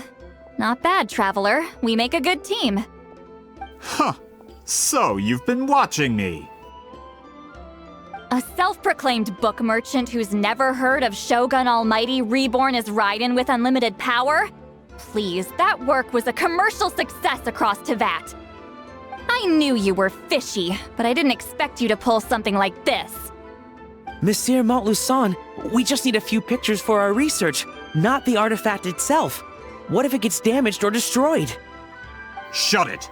I couldn't care less about preserving this piece of trash. I would destroy it right now if I could. But then there would be no evidence to prove the battle took place! What if that was my goal all along? What? Huh. Pretending to be a book merchant, pretending to promote the history of Natlan and its heroes, was the only way to get information out of the people in this tribe! But make no mistake, I'm no lowly merchant. I am the future owner of the largest printing company in all of Teyvat. But the dye in that sphere ruined all my plans before they could even get off the ground. We've received a report that your advertisement in the paper makes false claims. Fontaine Law demands it be taken down immediately. False claims? The dye I advertised is an unprecedented innovation. It produces colors of unmatched radiance.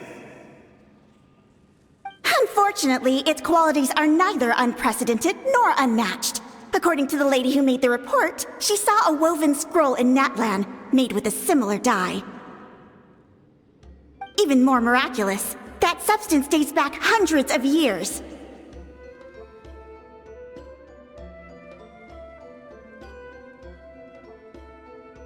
How? Creating this dye is the culmination of my entire life's work! You're telling me I'm hundreds of years too late? Calm down, sir! Sorry, it's just... I know this product will be a hit. The economic boost to Fontaine will be huge! We just need to advertise it as written. Fontaine's publishing industry is one of the best in the world. All we need to do is publish something in the paper, and all of Teyvat will think it was our invention first. We don't need to worry about more reports. Fontaine is far more advanced than Natlan. No one will believe such an innovative product could come from a place like that. That goes against all of Fontaine's advertisement regulations. We can't do that. What if I give you a portion of the profits? All you have to do is let the advertisement stay. You're trying to bribe me? Careful. I'm dangerously close to reporting this to Monsieur Novelette.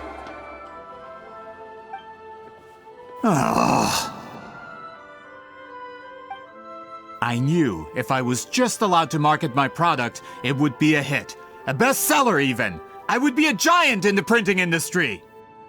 But now, no one will see it as anything more than a poor imitation marketed centuries too late. No matter how good the product actually is, not a single one will sell. Huh. I will never accept that someone from this backwards, ignorant nation could come up with that dye. Not 200 years before me!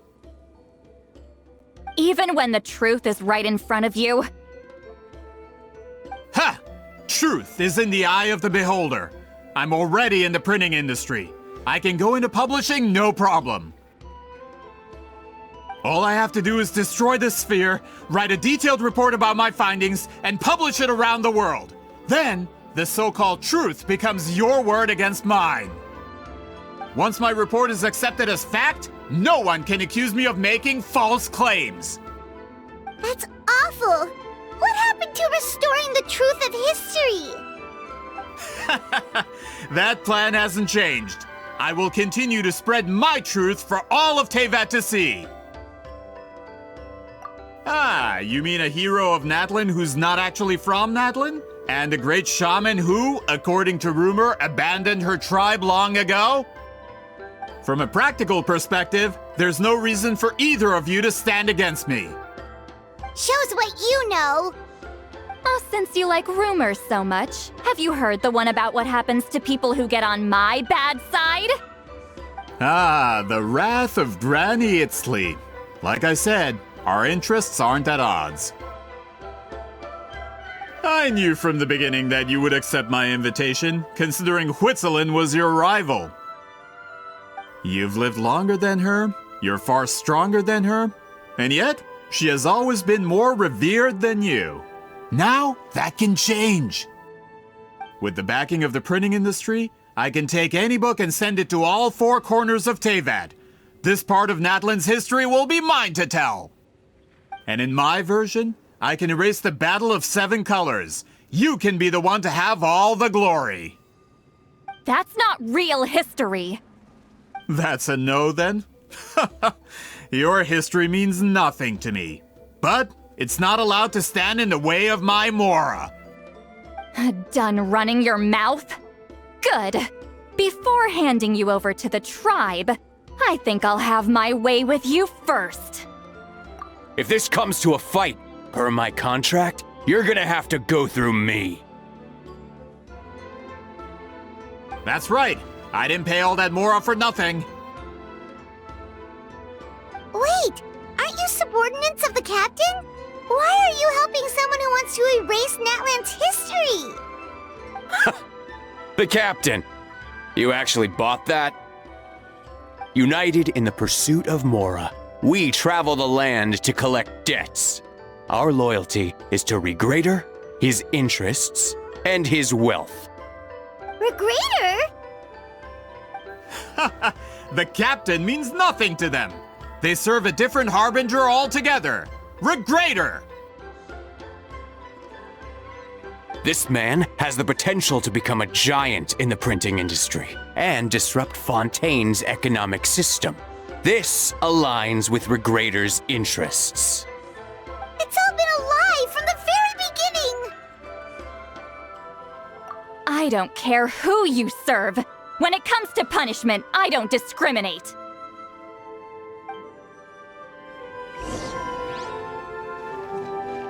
Pay your dues. Show no mercy! Incinerate!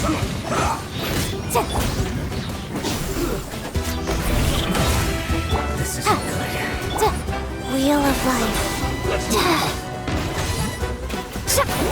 Laline! East Papa! Get him!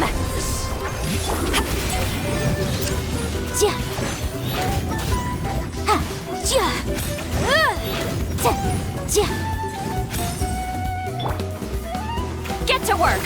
This should be fun.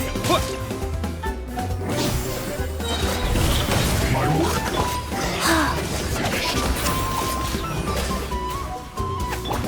Motion to compel.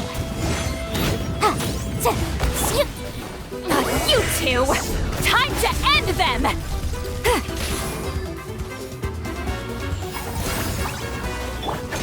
Incinerate!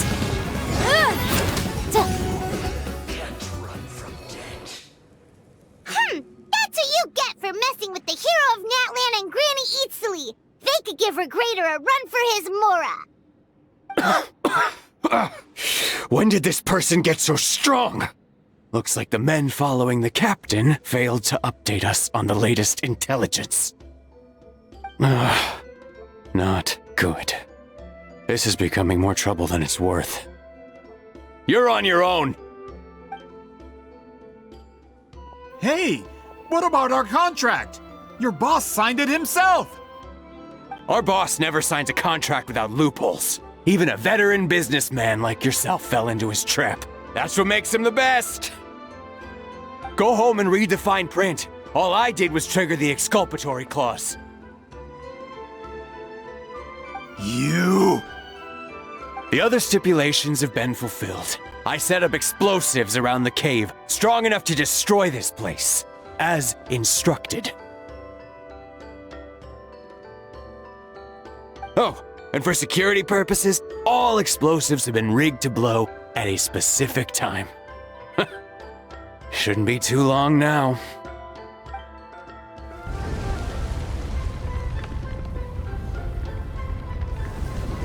What? This whole place is gonna collapse? You were supposed to wait until I made it out! Are you trying to kill me? That depends on how fast you can run. I'm off.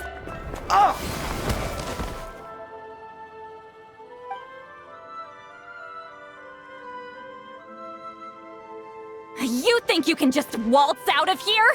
Traveler, stop them, and then we'll make a break for it. If I'm caught, I implicate my boss. Time for the backup plan! Wait! Don't!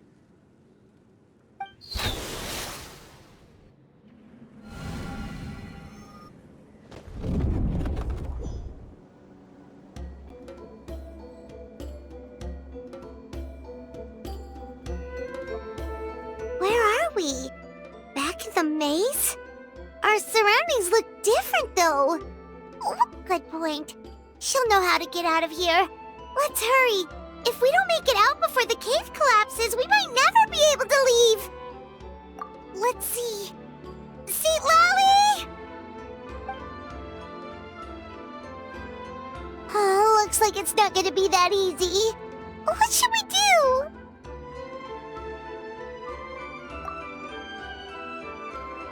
The special color? The one you saw in that woven scroll? Why would it appear around here? You're right. Lead the way, traveler.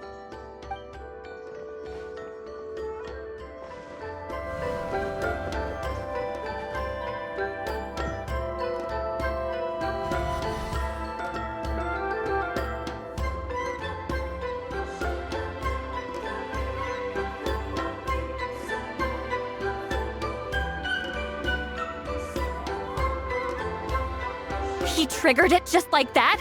If the technique isn't activated correctly... Instead of a realm of memory, the subjects in question will be trapped in a temporary space like this. If you cannot escape in time, it's mutually assured destruction. But I can't fault someone for using it as a last resort. I knew it! Someone of your skill wouldn't leave behind memory fragments just to parrot instructions. You must have the capacity for conscious thought. I appreciate the compliment. It's been a long time, my friend. This is no time for a reunion! The cave outside is about to collapse. I know time flows differently in this place, but that still doesn't leave us much time. Can you help me get out? You misunderstand, Lolly. I'm nothing more than a fragment of memory. There's not much I can do. What do you mean? This space can be manipulated, right? The exit of your maze. I remember its structure. If I create an exit here, I can leave. You just need to tell me how to manipulate this space. The maze you saw earlier was constructed using the memories of many warriors of Natlan. When people leave deep impressions on each other, their memories form connections. These connections are particularly strong between comrades in arms. That is how I created my maze. The connections between the memories were my needle and thread, and the special color was my fabric. But if that color is crudely combined with an isolated memory, one without connections, you get a place like this. This space is a combination of my color and your memories. There is no way to alter or construct anything within it, because there are no connections at your disposal. Over 200 years, and not a single lasting connection. This is my punishment, huh? Well, at the very least, you have a connection to me. Otherwise, I wouldn't be able to appear in this space. That's only because you never gave me a moment's peace. Still, it's a shame you're not around. You said it yourself. A memory fragment can't be used to create the connections I need. Lolly. But now that I have the chance to talk to you again, I need you to give me an answer. Your special technique. You didn't pass it on to your students. You passed it on to the rival you could never beat. Me. What I want to know is, why? So you figured it out. After what I saw in the maze and everything you just told me, I'm certain the technique at the center of all this is the same one you taught me all those years ago. But you never brought up the fact that you used it to win a battle. From your description, it might as well have been a simple color trick. I'm getting the feeling you always meant for me to come here. But if this is a foreshadowed event, I'm not happy with the narrative setup. Citlali, ever since you learned that technique, you've been able to see a special color, haven't you? You mean... That color is the core of the technique. But it isn't my invention. It's something I discovered in the work of our ancestors. More specifically, you could call it the color of memories. In truth, passing on the technique is a process of using that color to tint another person's memories. Yes, the technique has the power to decide victory. But in my opinion, the capacity to add color to someone's memories is where the true value lies. You are fated to live a far longer life than me, Citlali. I couldn't bear the thought of all those years existing as a blank canvas in your memory. So I wanted to leave a little color behind. Your color, you mean? One day, you too will want to leave behind your color in someone else's memory. When that day comes, you will understand my decision. I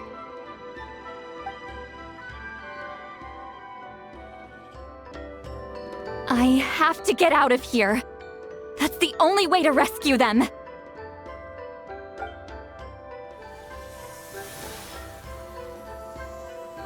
Citlali, what are you...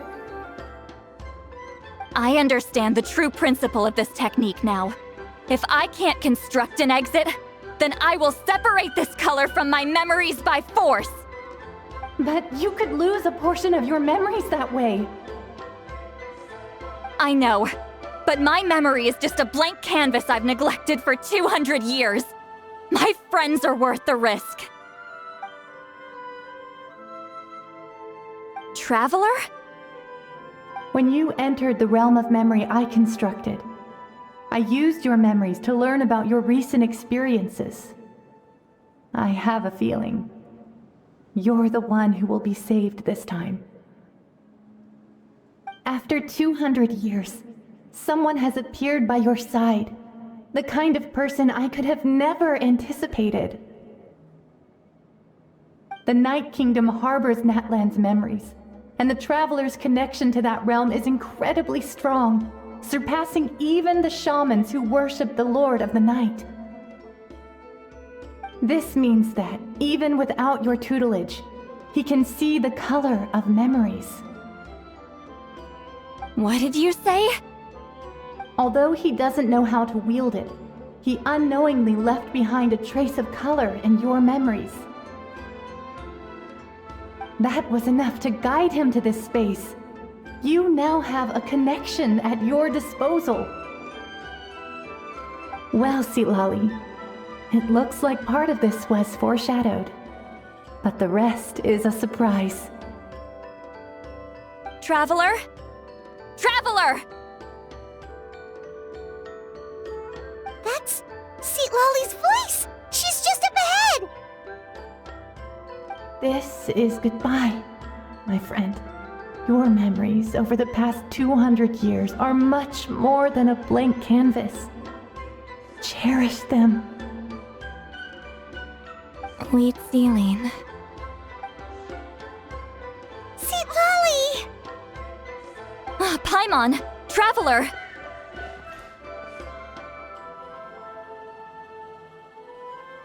Hold my hand.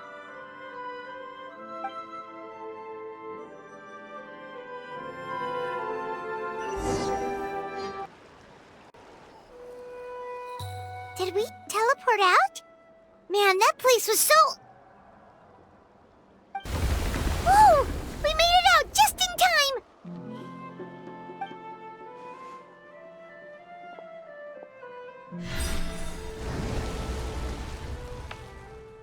what happened to the Fatui guy and the others. He was most likely trapped inside that space, just like us. The external structures supporting that space would have collapsed with the ruin. Unless he managed to escape, he would have been crushed. He still preferred that to being caught, huh? They were standing a bit further away, right? They probably weren't pulled into the space. Maybe they already made a run for it. Hello? It's one of Maluson's employees! Quick, restrain him! Oh, I can explain. I had no idea Malu-san was such a terrible person. I couldn't stop him from running, so I stayed behind and tried to find people to help rescue you. I'm so glad you managed to get out of there. Either way, the guards will take you back to the tribe. You'll be their problem. I understand. Anyway, I'm not here to harp on you. I just need to know one thing. Which way did he run? He went that way, but I'm not sure if you can catch up. That way? Unless he suddenly grows a pair of wings, I think we're okay. Traveler, Paimon, come with me. Hey, it's Elder Tlapo and a group of Victomisaurs! They caught Maluson! Something felt off about him yesterday, so I set a few things in motion. Looks like it's time for that foreshadowing to pay off. My bank balance! No! No! What's wrong with him? That's one of the tricks Claw uses to scare people. He makes people hallucinate the thing that scares them most. It's particularly effective on weak-minded people like him. Serves him right! I know, it was a lot to ask, making you come all the way out here during the day. Was that a declaration? Elder Tlapo didn't appoint us to a whole other task, did he? Forget about him for now. The Ectomisaurs will make sure Montluçon doesn't escape before the guards arrive. In the meantime, we have unfinished business, remember? Right, the special scroll! But the die is buried underneath a bunch of rubble now. Don't worry, Witziling's technique hasn't been lost at all. Come with me, I'll explain everything at my house. Oh, and Traveler? Everything you said about memory, I finally figured out my answer. I knew you'd want to tag along. Let's go. Now, when it comes to weaving the scroll itself, you don't actually need to lift a finger. But if we're going to pass on Witziling's technique, your participation is critical. What are you saying, Sweet Lolly? Follow me.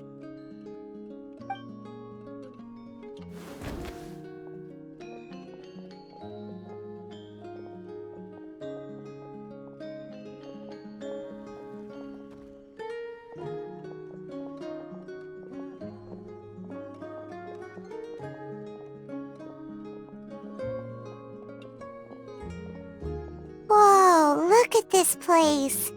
Do you weave scrolls too? Scrolls. Scrolls? I thought you were going to show me your masterpiece. That I am, old friend. The technique I'm about to show you directly relates to woven scrolls. Fine. What is it? Something that can turn the tide of war or prevent a great disaster? You probably want to challenge me, right? I know you don't have the strength for a real fight, so I'll let you beat me with words. Old friend, my life is nearing its end. I'm afraid I don't have time for another match.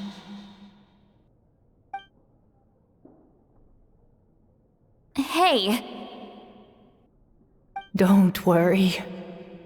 I trust in the belief of our tribe that death is not the end, but the beginning of a new existence in the Night Kingdom, where everything is made of memories. So, do you know why our ancestors insisted on using colorful, woven scrolls to record our history? Because history is the memory of a people. We give our scrolls an orange hue, so the dead can still feel the warmth of the setting sun. We decorate them with kernels of grain fruit, so the dead can still enjoy the abundance of our harvests. I know that, but something this important? Why entrust it to me and not one of your students? As your friend, I admit, I'm being a bit selfish.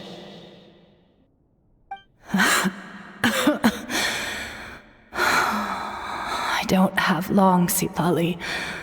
Oh, I'm not sure I can truly explain my decision. But I know you will understand one day. For now, will you accept my final request? Just this once. I understand now, Wheatsealing.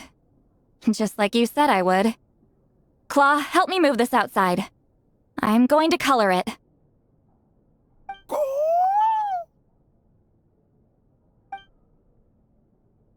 Traveler, Paimon, come with me.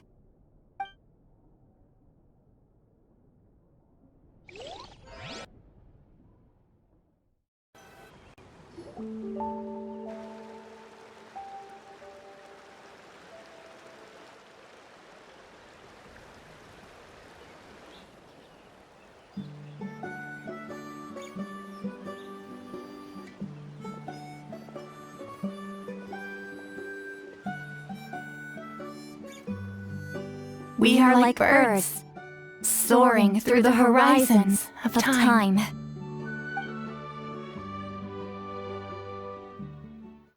I linger between brushes of memory, seeking the color of my final journey.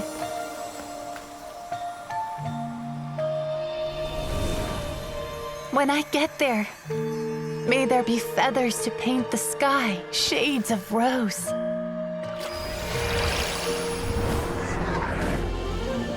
And fields of green to beckon adventurous souls. And azure oceans with which to sail into the unknown. And volcanoes too, where, despite the danger, hidden treasure waits to be found. And graffiti art, of course. Without that color, just imagine the dullness of night. Anything else? In the end, I hope everyone remembers my color too.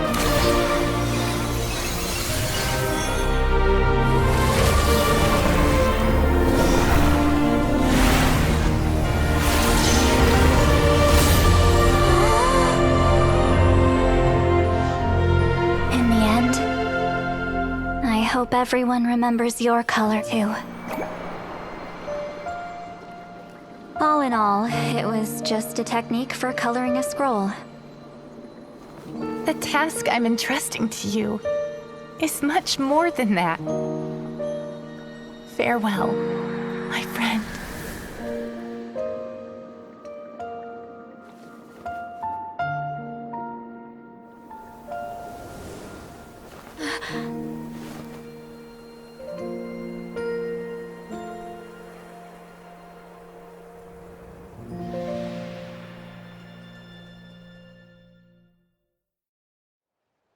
I knew you would understand.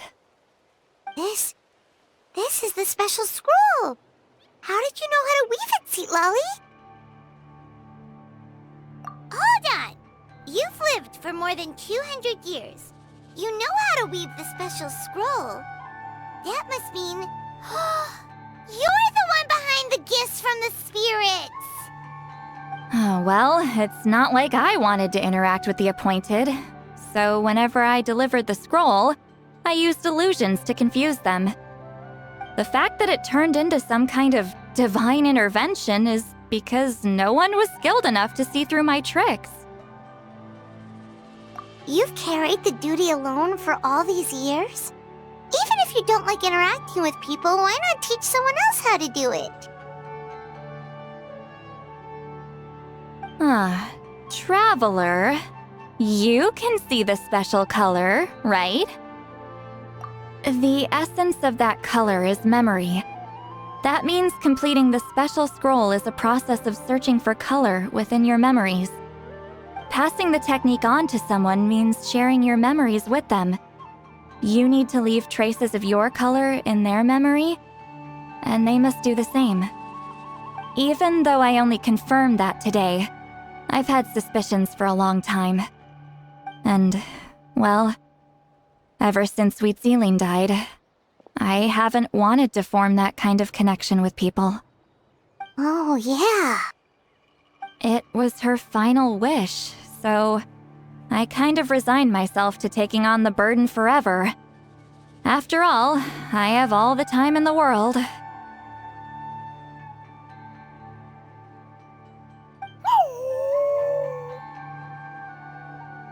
But Claw never stopped appointing new candidates to weave the scroll, despite knowing exactly how I felt about the situation. I knew exactly what he was doing. And yeah, if I ever did share my memories with someone, I guess that person would be a friend. But it never got to that point. This time, though, you win, Claw. Take this. I guess it's my response to what you told me the other night. What is it? If I had to choose my color, it would be the color of this handkerchief. Countless people exist in my memories, and I know one day that will be my fate too.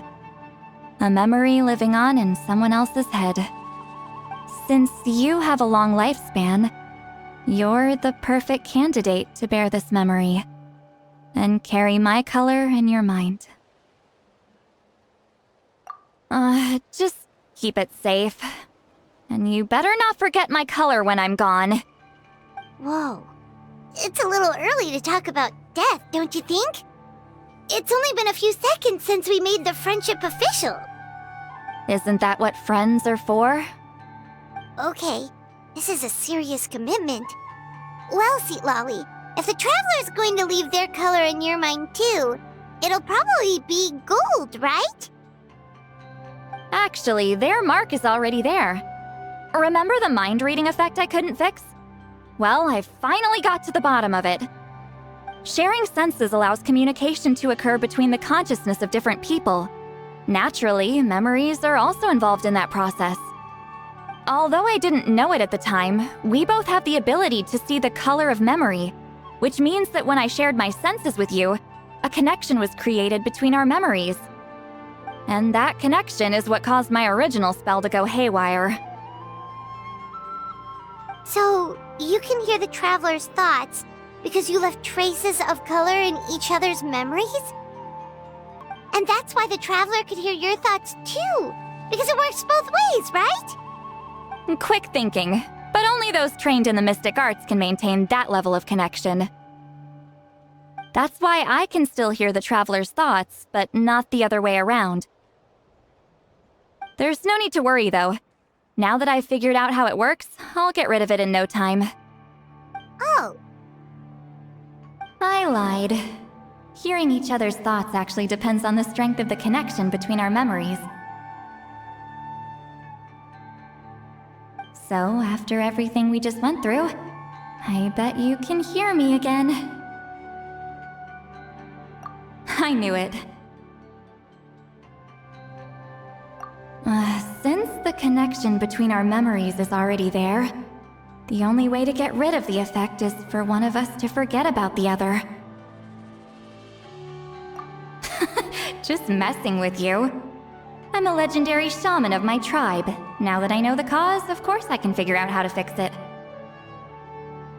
It'll probably take some time though, so bear with me for now. Besides, I'm an open book. It's not like you're gonna hear anything embarrassing.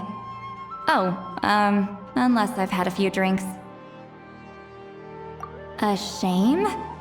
I mean, if you ever miss this whole telepathy mess, I could always share my senses with you again. No promises, though. Some thoughts are better kept to yourself. Huh?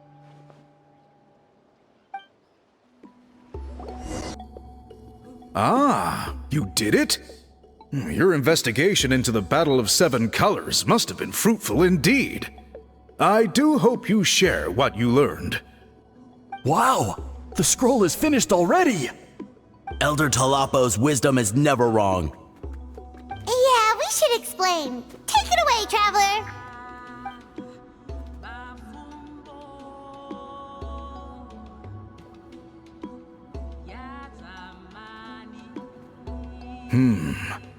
I see. You don't look surprised at all.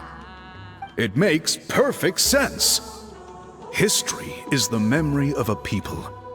If we want to depict it, a die derived from people's memories is, of course, the best choice. Now, it's just a matter of preserving this secret technique. From your description, it sounds like learning the technique requires the previous holder to share their memories. Well, yeah. In that case, I must work with our priests to reinvent the technique based on the principles you described. After all, memories are precious things, meant to be shared with those closest to us. I cannot take that choice away from you, Traveler. You completed your task admirably. Finding a way to carry on that legacy is now our duty. All right, we'll leave that to you. And please pass along my thanks to Granny Eastly. We interrogated the Fontanian merchant she apprehended, and it turns out he's the reason some among our tribe started to question our history. He hired people to spread misinformation about the Battle of Seven Colors. The recent friction within the tribe is entirely his doing. We now have a record of his crimes, and will begin working with Fontaine authorities in a few days. So he was behind the controversy in the first place.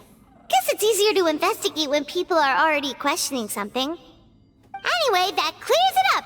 People don't just question their history out of nowhere. Until we meet again. You told him everything, right? Yep, we left out the part about your contribution, but it kinda seemed like Chief Biram saw through us. You could have just said it was a gift from the spirits. I guess he is different from the previous chiefs. But if he figures out it was me all these years, I'm in for a world of trouble. There you are! I've been looking everywhere for you. Oh, it's the other Fontanian researcher. He wasn't taken away with his boss? Please, call me Allier. After questioning, the tribe absolved me of any serious wrongdoing, so here I am. I'll be heading back to Fontaine soon. No employer means no funding, after all. But I wanted to finish my investigation first. I'd like to ask some questions about Huitziline. I want people outside of Natlan to hear her story, but my understanding still has some holes. Questions? Huh! Why should I let an Outlander tell our stories? Don't misunderstand. I have no intention of twisting your history or using it to make a profit. It's just honest curiosity, I assure you. I believe amazing stories deserve to be shared with the world. Culture thrives through dialogue and exchange. All right, you can ask your questions, but be quick. I have important plans after this. Important plans?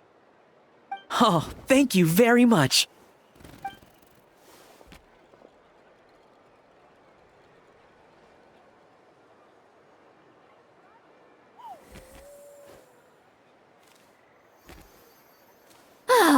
Another day, another drained social battery. Hold on. You owe me a pair of books. Oh, that! When it comes to light novels, your memory is like a steel trap, huh? You're telling me. Yeah, it's not gonna be easy. You might need to go to Yae Publishing House in person. But I don't need them right away. Just don't forget, okay? Of course! We'll get them sent to you as soon as we can! Sent to me? Nuh-uh. I don't want a stranger knocking on my door when I'm hungover. Here, just take this. And this is? The key to my house. Don't bother knocking next time. You'll disturb my sleep.